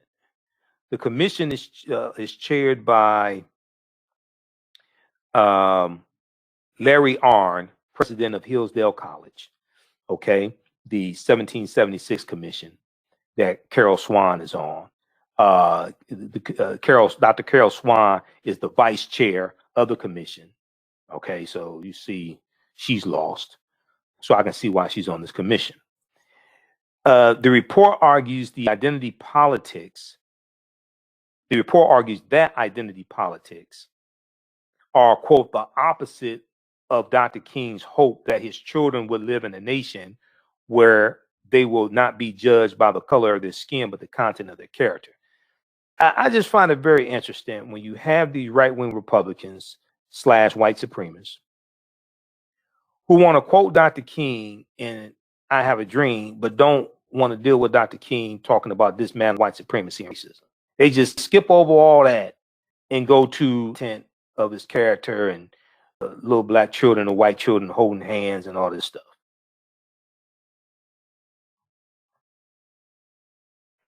They just skip over that. Okay. The report argues that identities are, quote, the opposite of King hope that children would live in a nation where they will be judged by the color of their skin, content of their character, end quote. Now, commission also took aim at feminists and the wide ethnic and racial identities in American life, arguing for construct, quote unquote, activists. Okay, now attention to this. A radical women's liberal movement reimagined America as a patriarchal system, asserting that every woman is of oppression by men. The black nationalist movement imagined America as a supremacist regime. Meanwhile, other activists construct artificial groups to further divide by race, creating categories like Asian American and Hispanic to teach them to think of themselves of group identity and to rouse various groups into politically cohesive, the report states. But see, so I have to ask them is then, what are you calling an American? See, the question I have to, because being an American is citizenship. That does not mean you give up your ethnicity. And then when we talk about white people, they talk about being Italian Americans, German Americans, Irish Americans. They don't give up their identity. They don't give up their ancestry. American is not ancestry, it's citizenship. But they don't give up their ethnicity. They're still connected. Hungarian, Swedish. So, when I see things like that, it causes me to really ask the question, okay, so how are you identifying American? Because it really seems like you're identifying American based upon European values, but you don't want to say it because you don't want people to identify with their ethnicity and ancestry. So you just want to use this generic term as dealing with American, but when you talk about American, you're talking about European values, but you don't want to say it. When you say we're all Americans, what does that mean? And then you want to talk about assimilation, assimilating to which values? Values from who? You're talking about European values, but you don't want to say it. So you use the term American. Now, if we really want to get deep with this, and I don't for the sake of time, but we really want to get deep with this, and just throw a whole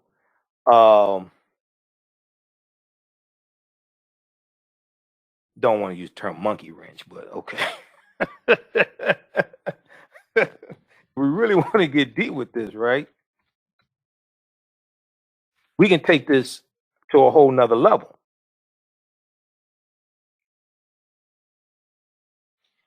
If we look at the 1828 Noah Webster Dictionary,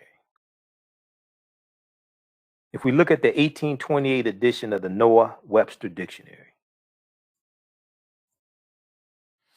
and we look at the term American, if I just really want to just throw them just knock them off their chair, right? We look at the terms, go to the 1828 Noah Webster Dictionary. It's online. It's on the internet. When we look at the original term American, American originally meant a native of America. It originally applied to the Aboriginals or copper-colored races found here by the Europeans, but now applied to the descendants of Europeans born in America. Well, wait a second. When we talk about the term American and who it originally applied to, American did not originally apply to Europeans. The term American originally applied to the Aboriginals or copper-colored races that were found in the Americas by Europeans. So that then takes us back to the book by Dr. David Imhotep, The First Americans Were Africans, documented evidence. Because African people are the original Americans. If I just really want to just knock them out, okay? If I just really want to mess with them and knock them out, the original Americans are African people and the Native Americans. All right, but I don't have time to knock them out tonight. So we're not going I don't have time to deal with that tonight. So, but anyway, but if I really wanted to knock them out, I could. All right. So read the rest of this article here from CNN, this 1776 report. And there's some flaws with the 1619 report, as I've talked about before. And my friend Dr. Darrell Scott, history professor at Harvard University, talks about this as well. And he's done a number of Facebook posts dealing with this, right? And we see that Donald Trump pardons Stephen Bannon, Okay. Okay, so, you know, one of his little criminal friends.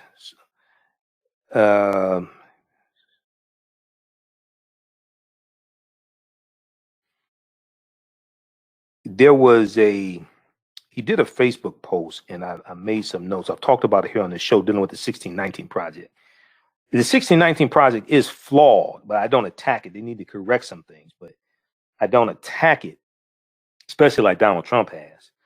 But if we look at this here, let me see here. I made 1619 project. Okay. So here's some of the, there were 5 comments that Dr. Daryl Scott made about the 1619 project. Racism.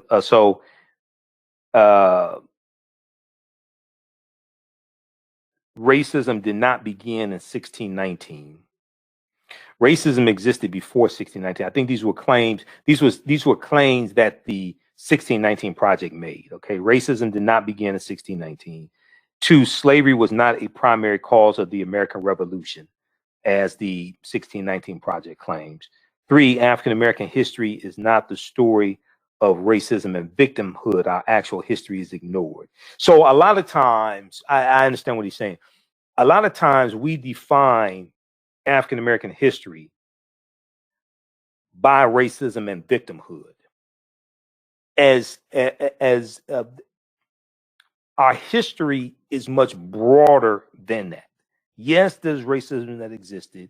Yes, it impacted our history, but a lot of times we just see our history through racism and victimhood, and that's not the case. That's a total misunderstanding of history.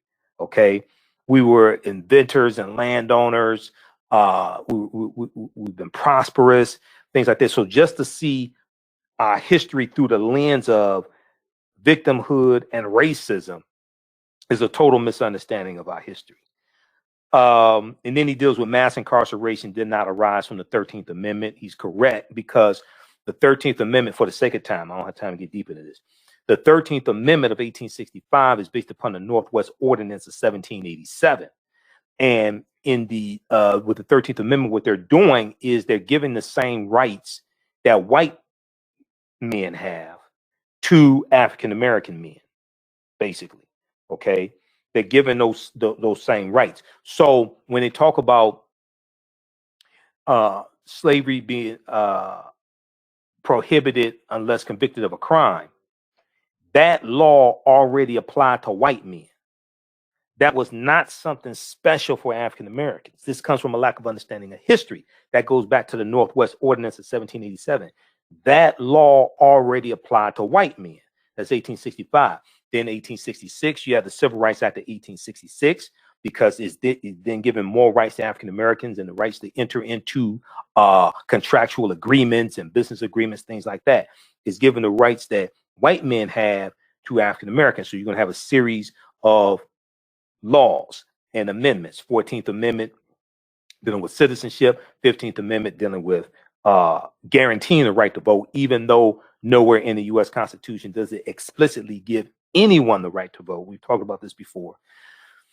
But so this is what's taking place. And when you study the, we're going to wrap this up in a minute here. When you study when really mass incarceration starts, is not at this period of time. It's not 1865. It's not the early 1900s. No. It starts in 1971 with June 17th, 1971, when Richard Nixon declares his war on drugs. And when we see the real increase in the prison population, it goes back to the early 1970s.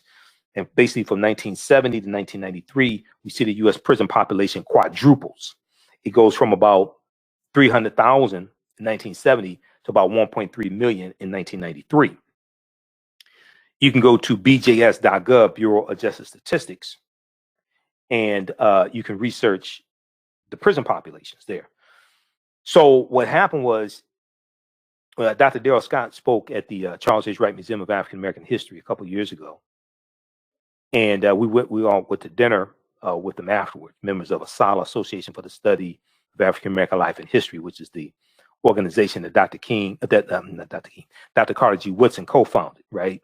So it was Jamon Jordan, who's a brilliant historian here in Detroit, and myself and some other people. We went to dinner with them. So Jamon and I and Dr. Daryl Scott, we had like a conversation for 2 hours. And he's been doing posts on social media dealing with, because he also teaches a class at Howard University dealing with from slavery to mass incarceration. And he talks about the 13thers, and the people think that mass incarceration is because of the 13th Amendment. No, it's not. It's not. And the question he asked was, when the Civil War ends in 1865, South Carolina in 1866 built their first state prison. They had county prisons before then, but they built their first state prison. South Carolina is where the Civil War starts. South Carolina was the first state to secede from the Union, December 20th, 1860, 6 weeks after Abraham Lincoln becomes president-elect. And this is going, in South Carolina is where the Civil War starts, April 12, 1861, with the attack on Fort Sumter. So he said, okay, so if the 13th Amendment was designed to re-enslave African Americans and is going to bring about mass incarceration, when they built their first state prison in South Carolina, how many beds did they have? He said it was 100. They only had 100 beds.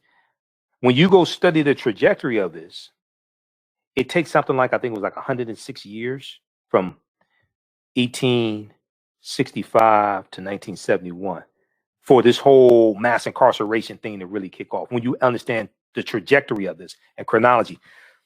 And I realized this back in 2016, I did a lecture called Dealing with the History of Richard Nixon's War on Drugs.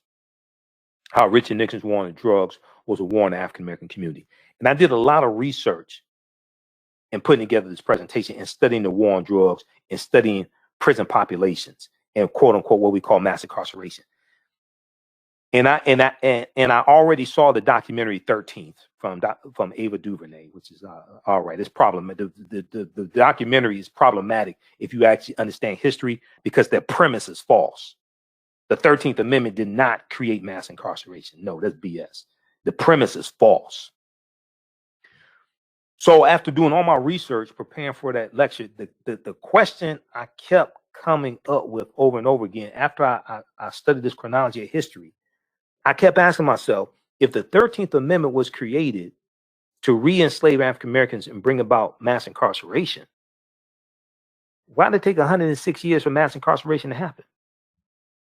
Because you had relatively low prison rates throughout history. You had relatively low prison rates throughout history. Why did it take 106 years to bring into existence what the law was designed to bring into existence? That didn't make sense, because it's not connected. That's why. So then in talking to him and doing my research, I found out about the Northwest Ordinance of 1787. But yeah, no, this is why you have to study history.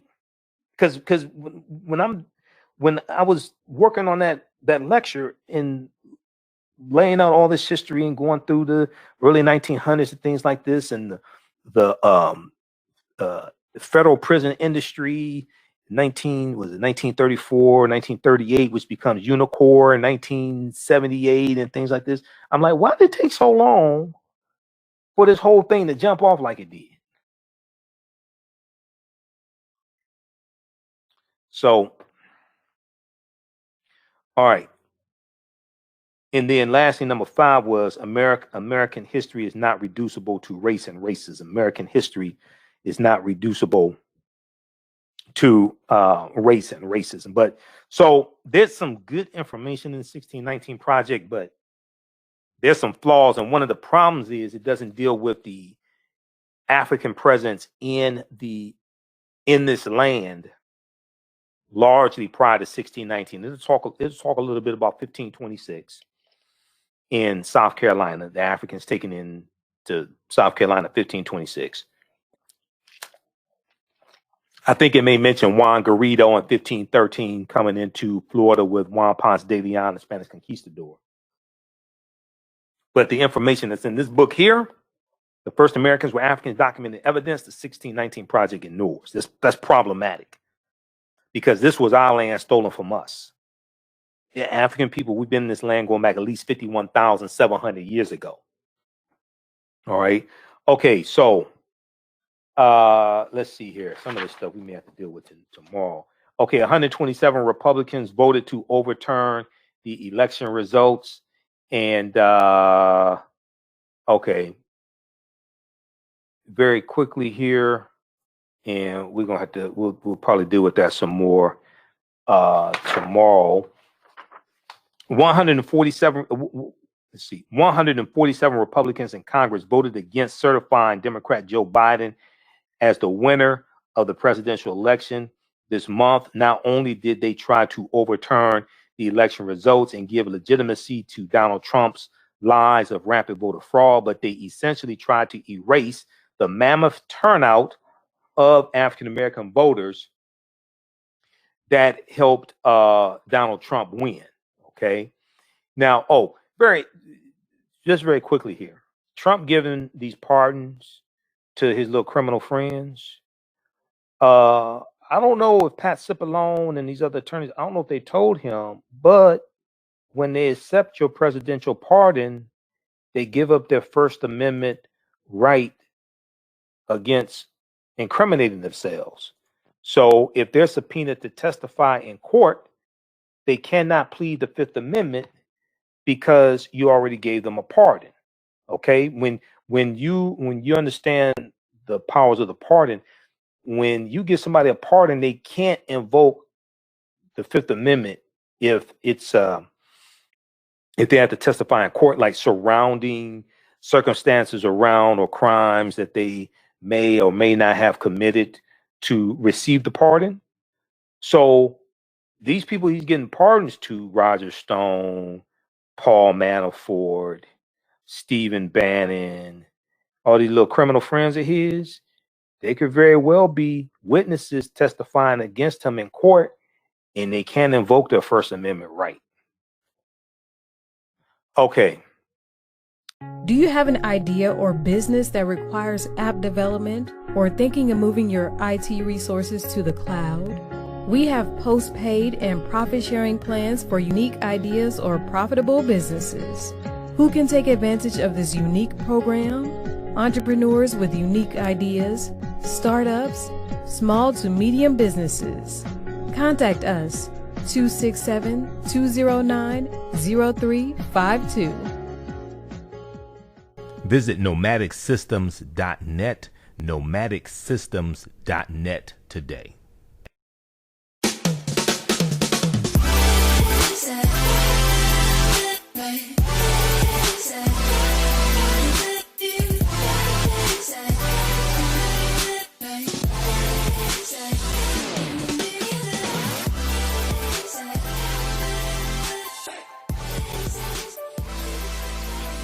Visit 4glossygirls.com. That's the number 4glossygirls.com, and follow them on Instagram at 4glossygirls. Intuitive Design Clothing is an online accessory store that sells one signature statement piece for men and women. They also specialize in fashion consultations, closet organization, and decorating small spaces. Are you looking for a statement piece for a special affair, or would you like to add some select pieces to your ensemble of accessories? If you're looking for something different, contact Norman, owner and CEO of Intuitive Design Clothing. Visit their website, intuitivedesignClothing.com. That's intuitivedesignClothing.com, and you can email her at info@intuitivedesignClothing.com. Intuitive Design Clothing is where every entrance is a grand entrance. So we have 127 Republicans who voted to overturn election results are now praising Dr. King. We have Ted Cruz, little spineless Ted Cruz, who said Dr. Martin Luther King Jr. transformed America, inspired men and women across the world with his call to pursue justice and truth. Senator Ted Cruz said. Let's see here. Let me try to blow this up. We're going to get out of here in a minute. How's everybody doing?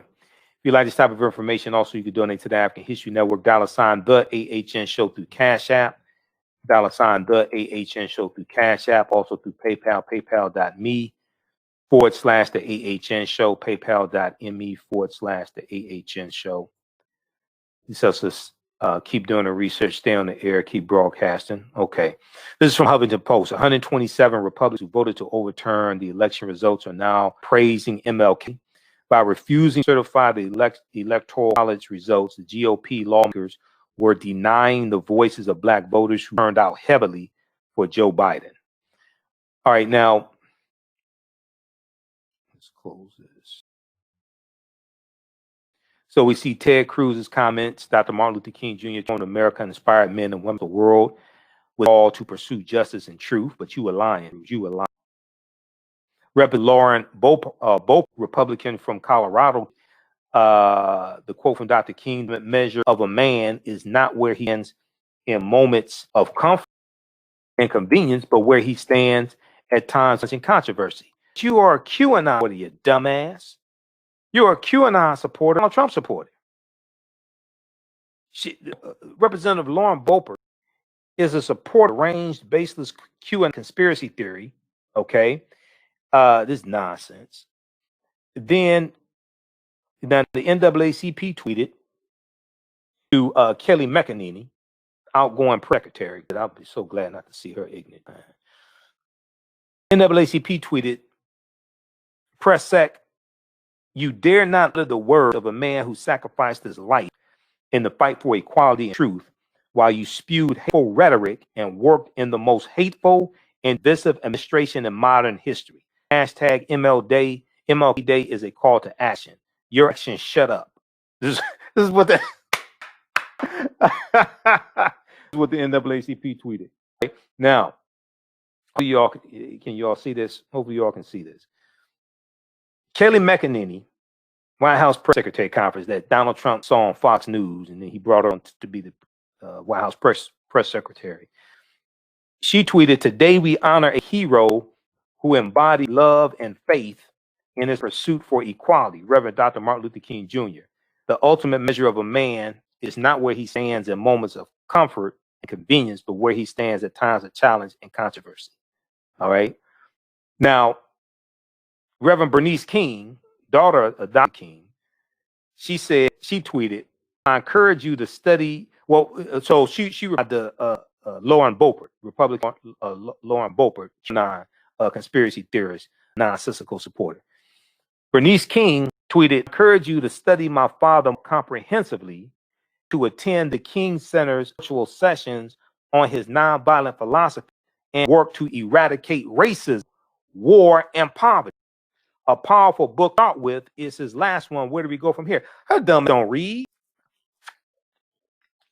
I mean, Reverend King, it's good that you mentioned Dr. King's book, Where Do We Go From Here? Chaos or Community. But Lauren Bopert's dumb ass ain't gonna read. She probably hasn't even read the Constitution. This is Dr. King's probably his most important book, his last book, Where Do We Go From Here? Chaos or Community. He wrote it in late 1967. Okay. So, but Reverend Bernice King is correct. And once again, see, this ties into what I was saying earlier. A lot of these Republicans, they always want to praise Dr. King and talk about peace and love and holding hands. But she's about something they don't want to mention: eradicating racism. This is what Dr. King was about also, eradicating racism. Okay. And then we got the original tweet here. Let me try to go back. But eradicate racism, war, and empathy. But how do you eradicate racism if you don't want to acknowledge racism is? Racism is a system of advantage and privilege distributed based upon race. Racism is a system of advantage and privilege distributed based on race. Racism occurs when the people control the majority, the wealth, power, resources, benefits, privilege, land, access to education, access to opportunity. etc., and they use to marginalize, subordinate, and do harm to race of people. How do you eradicate racism when you don't want to acknowledge that racism exists? Because if you then deal with racism existing and understanding what racism is, then you have to talk white supremacy. You have to talk about racism being implemented to preserve genetic white survival. So you want to talk about Dr. King, but then don't want to talk about eradicating racism, you should keep your mouth shut because you don't understand what you're talking about.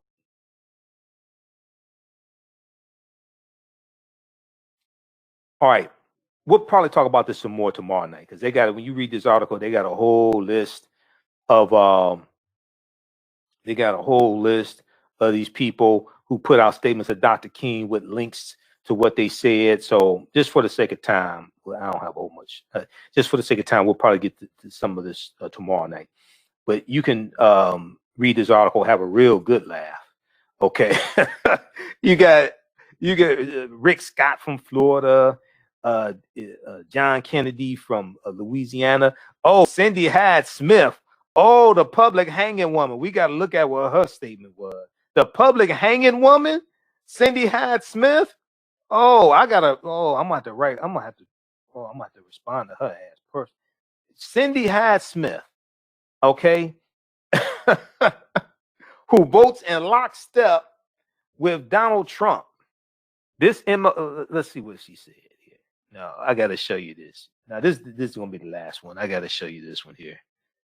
Oh my God. Now, maybe on tomorrow's show, there was I think it was 2019, Reverend William Barber III, who initiated the Moral Mondays and who's he and his organization, they have the Poor People's Campaign. I think it was 2019.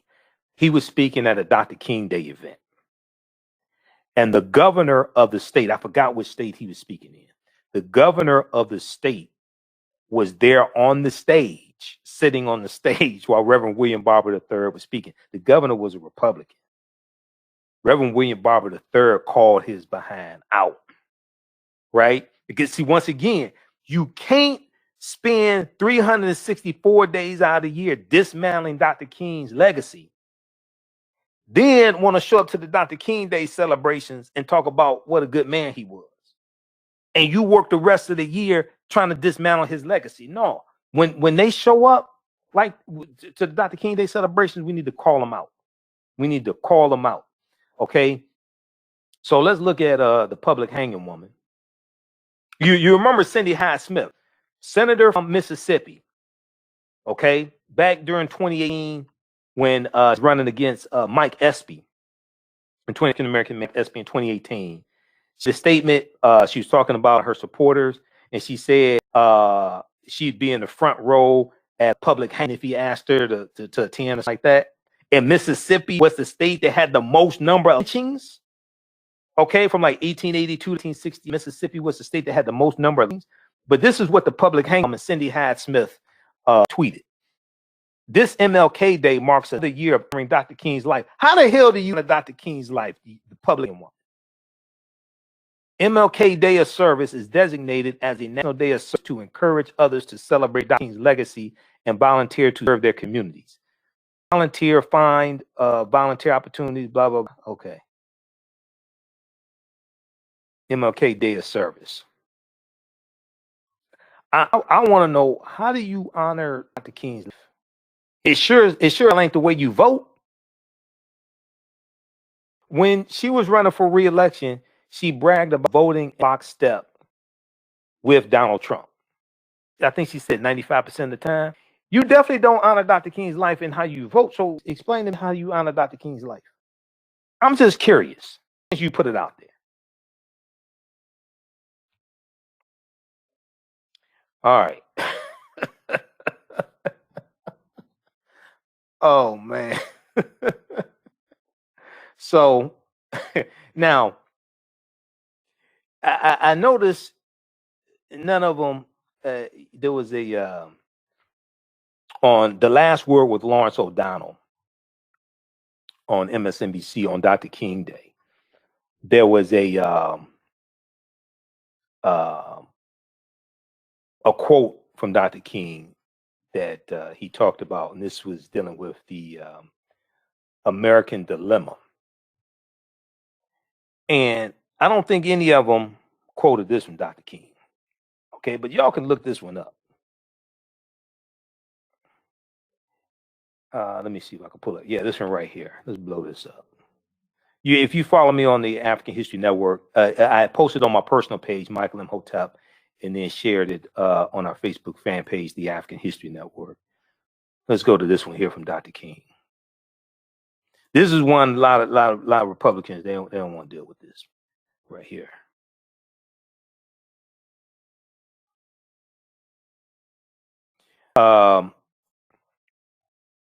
America's chief moral dilemma.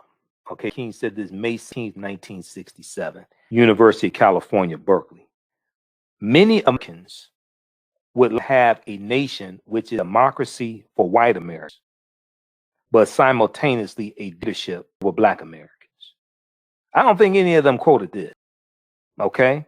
I don't think any of them quoted this. Many Americans would like a nation which is a democracy for Americans, but simultaneously a dictatorship for Black Americans. You mean like overturning us because we ain't vote the way you want us to vote? You mean a dictatorship like that?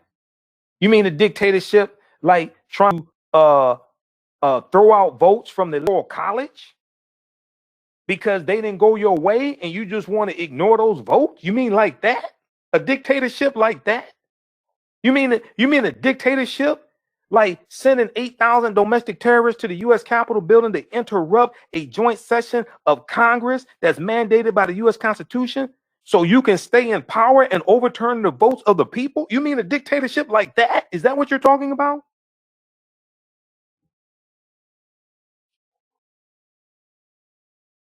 Okay.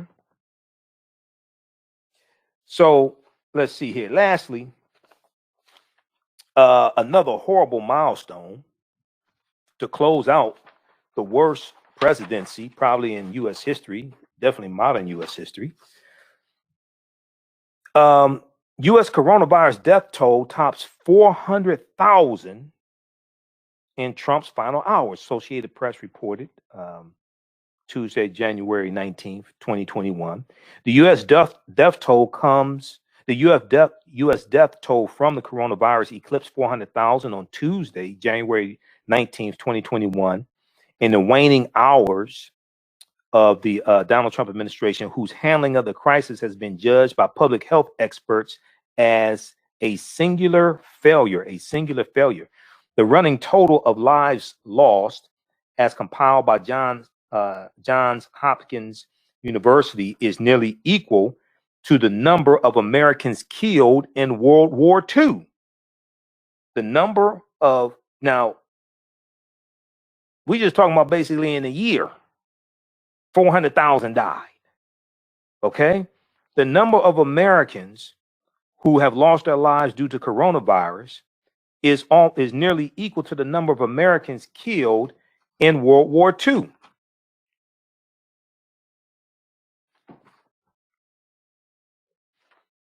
Let me see, which one is this? Is this that is morning? And there's another one I was looking for. Where is that? Okay, so it is about the population of Tulsa, Oklahoma, Tampa, Florida, or New Orleans. It is equivalent to the sea of humanity that was at Woodstock in 1969, 400,000. It is just short of the estimated 409,000 Americans who died in 2019 of strokes, Alzheimer's, diabetes, flu, and pneumonia combined. Okay, it is just short of the 409,000 Americans estimated who died in 2019 of strokes, Alzheimer's, diabetes, the flu, and pneumonia combined. You remember early on with coronavirus, with the deaths, and people put up these numbers of how many people died of flu and say, oh, more people died of flu each year than die of coronavirus. Can't say that now. Where are those people now? You remember people put statistics out like this to try to reduce the casualties, to reduce the severity of the loss of human life to coronavirus?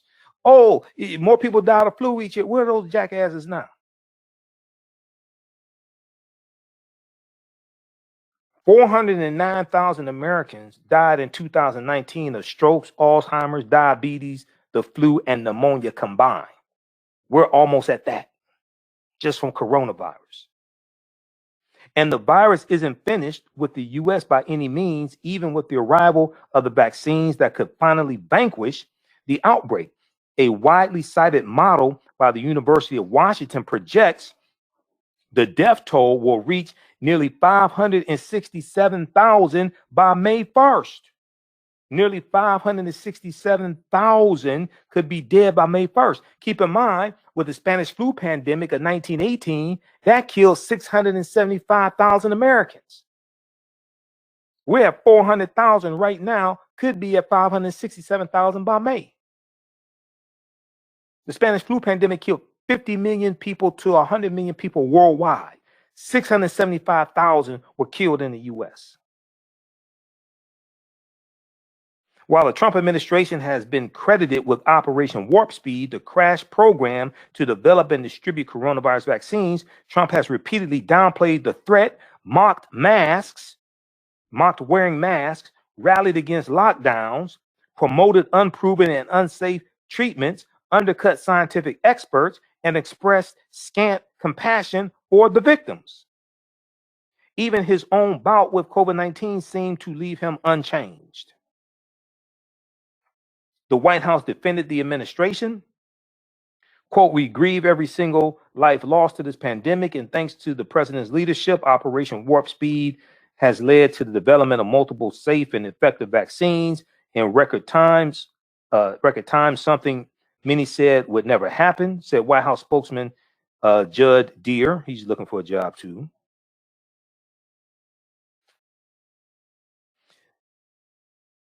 The nation reached the 400,000 milestone in just under a year. The first known deaths from the coronavirus in the US were in early February 2020, both of them in Santa Clara County, California.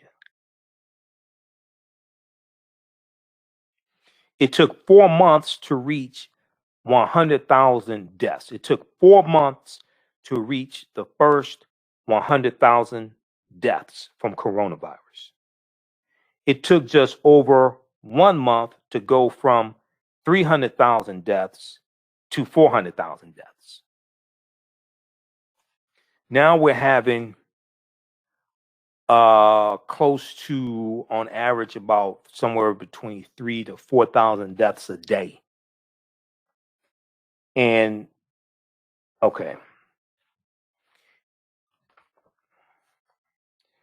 So we'll talk about this some more on today's show. I was looking at, we'll talk about this some more on Wednesday's show. The nation has, 400,000.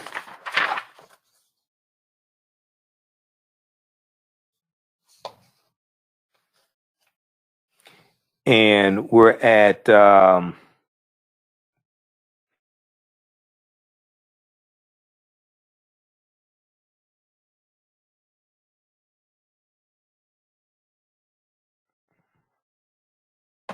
all right, so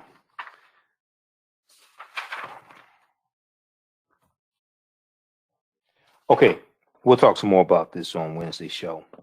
Very quickly, we'll get to part of this interview from the Mike Douglas show, and we'll deal with this some more on tomorrow night's show. So this is from either 67 or 68. Dr. King on the Mike Douglas show. Let me see if I can find a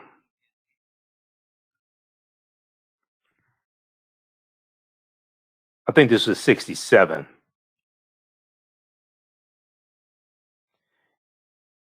And Tony Martin is a guest on the show also. Tony, our next guest is the winner of the Nobel Prize for Peace. So this is from November 2nd, 1967. November 2nd, 1967. Perhaps the foremost spokesman for the nonviolent faction in the American Negro civil rights movement. His recent speeches and sermons urging Negroes not to fight in Vietnam have initiated a verbal argument among prominent Negroes that threatens to split the civil rights movement wide open.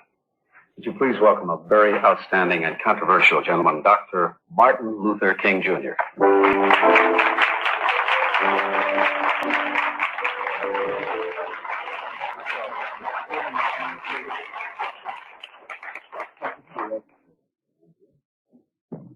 I said to Dr. King, I want to put you right in the middle. I wasn't thinking. You've been quite often, haven't you? That's very right. Dr. King, why did you decide to urge Negroes not to fight in Vietnam? Well, I think my view has been a little distorted at that point. I haven't only urged Negroes not to fight. I feel that the war is so unjust, so abominable, so futile and bloody and costly that nobody should be fighting there. I haven't limited my concern to just the American Negro, although I know we are dying in disproportionate numbers there, and we are on the losing end both there and at home, because as long as the war in Vietnam continues, social programs will inevitably suffer here at home. Well, don't you think that your remarks have created doubts about the Negro's loyalty to his country? Well, some people may feel that. I don't think our loyalty to the country should be measured by our ability to kill. I think our loyalties to the country should be measured by our ability to lead the nation to higher heights of democracy and to the great dream of justice and humanity. You honestly feel, Dr. King, that the war in Vietnam could be stopped now without harm to this country? Well, there are two ways to deal with it. One is a unilateral withdrawal. I don't oppose that because I feel that this is a possibility. After all, France withdrew unilaterally from Algeria, withdrew without a military victory. Mm-hmm. And this did not lessen France's prestige or influence in the world. If anything, it increased its prestige in the world. France is not the power that this country is. Well, I think that's an even greater reason why we should restrain our power. There's always the danger that any nation will abuse its power. And I think our power must be much more than military power. We don't need to prove to the world or anybody our military power. I think we've got to prove our moral power. Do you feel that this nation has abused, as you say, their power? Oh, I certainly do in the war in Vietnam. I have no doubt about that. I'm not saying that it was done with evil motives in mind. I think we made a huge miscalculation. And when you make a mistake, you ought to confess it. One of the great things about President Kennedy was that he said to the world, to his closest advisors, that he made a mistake in the Bay of Pigs invasion in Cuba, and he said, I never was an expert. And I think the time has come now for our leaders to say that we've made a grave mistake in Vietnam, and we ought to take the initiative in bringing an end to this conflict, if not through a unilateral withdrawal, at least through a negotiated settlement. And I think there are things that we can do to create the atmosphere for negotiation. You know, Dr. King, my first question, when you said you didn't say it was inaccurate, but you said it was a misunderstanding, that you didn't advise just Negroes not to fight in Vietnam. But I think it was interpreted that way. Now, how about the heroic Negroes already in Vietnam? Don't your remarks belittle their accomplishments? Oh, not at all. I have nothing but admiration for the bravery of those who are engaged in the kind of sacrificial and suffering situation that they are in. I'm not dealing with their particular situation in terms of fighting. I'm trying to do something, trying to lead us somewhere that will bring an end to what I see as a terrible and a very tragic war, which is damaging the image of our nation here and abroad. Doctor, may I ask you a question? Yes. Don't you feel that perhaps the currents of the boys who are now currently in the operation in Vietnam might not be in amity with your civil rights movement now because of your... I doubt that very seriously. I can't overestimate the amount of discontent in the Negro community over the war in Vietnam. I haven't seen any loss of support in the Negro community. I don't mean just in the Negro community. I mean, there are many of the Caucasians who are with the civil rights movement as well. Mm-hmm. And I'm just wondering if you're not disingratiating yourself, how you feel about those who have their sons in Vietnam now. Well, there again, I think two things are important here. First, I think that the things that I'm saying and the things that I'm trying to do, and all of the people in the peace movement are trying to do, are really geared toward bringing the boys back home. In other words, we are trying to prove to be their best friends by doing something to bring about the climate that will bring an end to this war. Secondly, anyone who is committed to civil rights would not withdraw that commitment as a result of someone in the civil rights movement taking a stand against the war in Vietnam. And if they do, then they were not with it in the beginning. You stand up for what is just because it is just and right. I think it was T.S. Eliot who said, there's no greater heresy than to do the right thing for the wrong reason. That's right. And a lot of people do the right thing for the wrong reason. And I submit that anyone who would stop supporting civil rights because of a stand against the war on the part of some leaders ended up doing the right thing for the wrong reason. They were never truly committed to civil rights in the beginning. All right. So we'll share some more of that interview on our show tomorrow. All right, we got to get out of here. Also, in some of these pardons, Donald Trump has issued 143 pardons or commuted sentences. Washington Post reports. I was looking at this here. He pardoned Steve Bannon. Trump grants clemency to 143 people in a late night pardon blast. Steve Bannon, rapper Lil Wayne for his gun charges. Former Detroit Mayor Kwame Kilpatrick, who has been serving a 28-year prison sentence on corruption charges. Trump also granted clemency to Casey Ehrlicher, brother of former NFL star Brian Ehrlicher, who pleaded not guilty in March to charges that he helped run an illegal offshore gambling ring. But when we look at Steve Bannon, now it's interesting with Steve Bannon because Bannon was accused of it was dealing with fundraising charges. Bannon was accused, this was regarding this fund surrounding Build the Wall. Let me see if I go. Okay, so where is it? Bannon and 3 others have been charged by federal prosecutors in Manhattan with making fraudulent representations as they solicited donations for a fundraising campaign called We Build the Wall. We Build the Wall. Despite making claims that they would take no compensation as part of the campaign, prosecutors alleged in a 23-page indictment that Bannon received more than $1 million through a nonprofit entity he controlled and sent hundreds of thousands of dollars to another organizer, Air Force veteran Brian Kolfage, Kolfage. The campaign was supported by several of Trump's allies, and it raised more than $25 million, prosecutors said.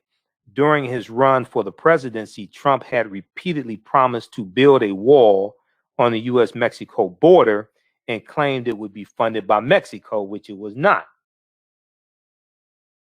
It's being funded by taxpayers, and the majority of the wall that's been built, except for about 9 miles, is just replacing the barriers that were already there. After his election, he sparred with Congress over whether U.S. taxpayers should fund the effort, as he failed to get Mexico to agree to provide funds. Trump did not pardon Brian Kolfage, and the others charged alongside Bannon. He did not give pardons to them, according to the White House list. Bannon had pleaded not guilty in the case and was out on bond awaiting trial. Okay. All right. All right. Look, we have to get out of here. If you like this type of information, you can donate to the African History Network, $ the AHN Show through Cash App, $ the AHN Show through Cash App, also through PayPal, paypal.me/the AHN Show, paypal.me/the AHN Show. Also at our website, AfricanHistoryNetwork.com, AfricanHistoryNetwork.com. Remember, at the African History Network, we focus on educating, empowering, and inspiring people of African descent throughout the diaspora and around the world, because right now it's correct wrong behavior. It's not over till we win. Wakanda forever. We'll talk to you tomorrow night. Peace. Do you have an idea or business that requires app development or thinking of moving your IT resources to the cloud? We have post-paid and profit-sharing plans for unique ideas or profitable businesses. Who can take advantage of this unique program? Entrepreneurs with unique ideas, startups, small to medium businesses. Contact us, 267-209-0352. Visit nomadicsystems.net, nomadicsystems.net today.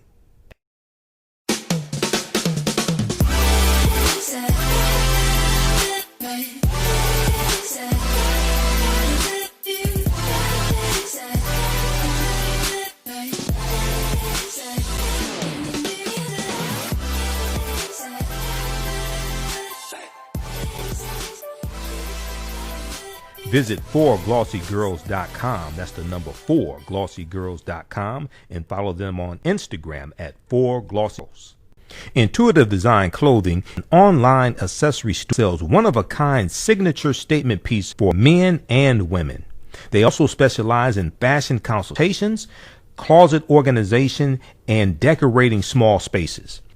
Are you looking for a statement piece for a special affair, or would you like to add some select pieces to an ensemble of accessories? If you look for something different, definitely contact Kathy Norman, CEO of Intuitive Design Clothing. Visit their website, intuitivedesignClothing.com. That's intuitivedesignClothing.com. You can email her at intuitivedesign.com. Intuitive Design Clothing is where every entrance is a great entrance.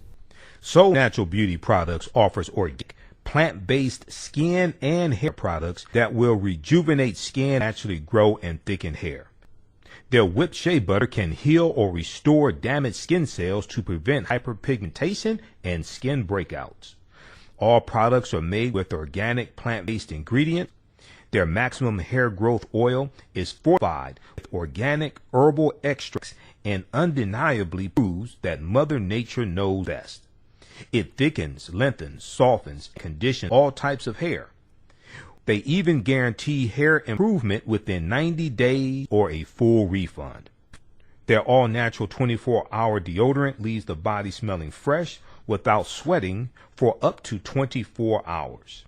It does not stain fabric, goes on smoothly, and has a refreshing lavender and frankincense aroma. It can be used by men, women, even children. Place your order today at soulnaturalbeauty.com. That's soulnaturalbeautyproducts.com, and follow them on Facebook at Soul Natural Beauty Products. With blackbusinesstea.com, the messages are clear and meaningful. Keep your business in the black and out of the red. Mind your black business. Know your numbers and plan strategically. Black business boss, lead your industry. Support black business, encourage, patronize, and uplift one another. BlackBusinessT.com currently has products sold in Detroit, Atlanta, Chicago, and Los Angeles, with proceeds returned to the black community. They have a wide selection of hoodies, t-shirts, mugs, hats, sweatshirts that support black-owned businesses. Visit the website blackbusinesstee.com. That's blackbusinesstee.com.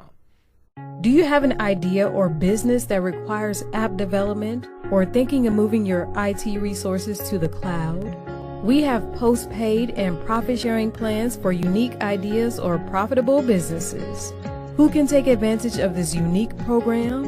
Entrepreneurs with unique ideas, startups, small to medium businesses. Contact us 267-209-0352.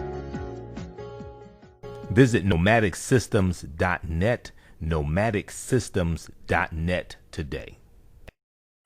For 25 years, Black History One Mobile Museum has carried the rich legacy of the Black Museum movement in America by showcasing original artifacts of the Black experience at colleges, universities, K-12 schools, Reparations, library conferences, and cultural events, making it the most traversed Black History mobile exhibit in American history. Dr. Khalid Hakim is the founder of the Black One-on-One Museum, and he is a sought-after speaker on topics of Black history, studies, education, museum studies, hip-hop, race relations. Khalid was named among change makers for NBC Universal's Erase the campaign, listed as one of the 100 men of distinction for Black enterprise. He recently founded the Michigan Hip Hop Archive on the campus of Western Michigan University. The Black History One Mobile Museum is currently scheduling in-person and virtual exhibits nationwide. For more information, please contact Dr. Khalid Hakim directly at 364-5197, 313-65497, or visit the site at blackhistorymuseum.com. That's blackhistorymuseum.com. You can also email at bhistory101@yahoo.com,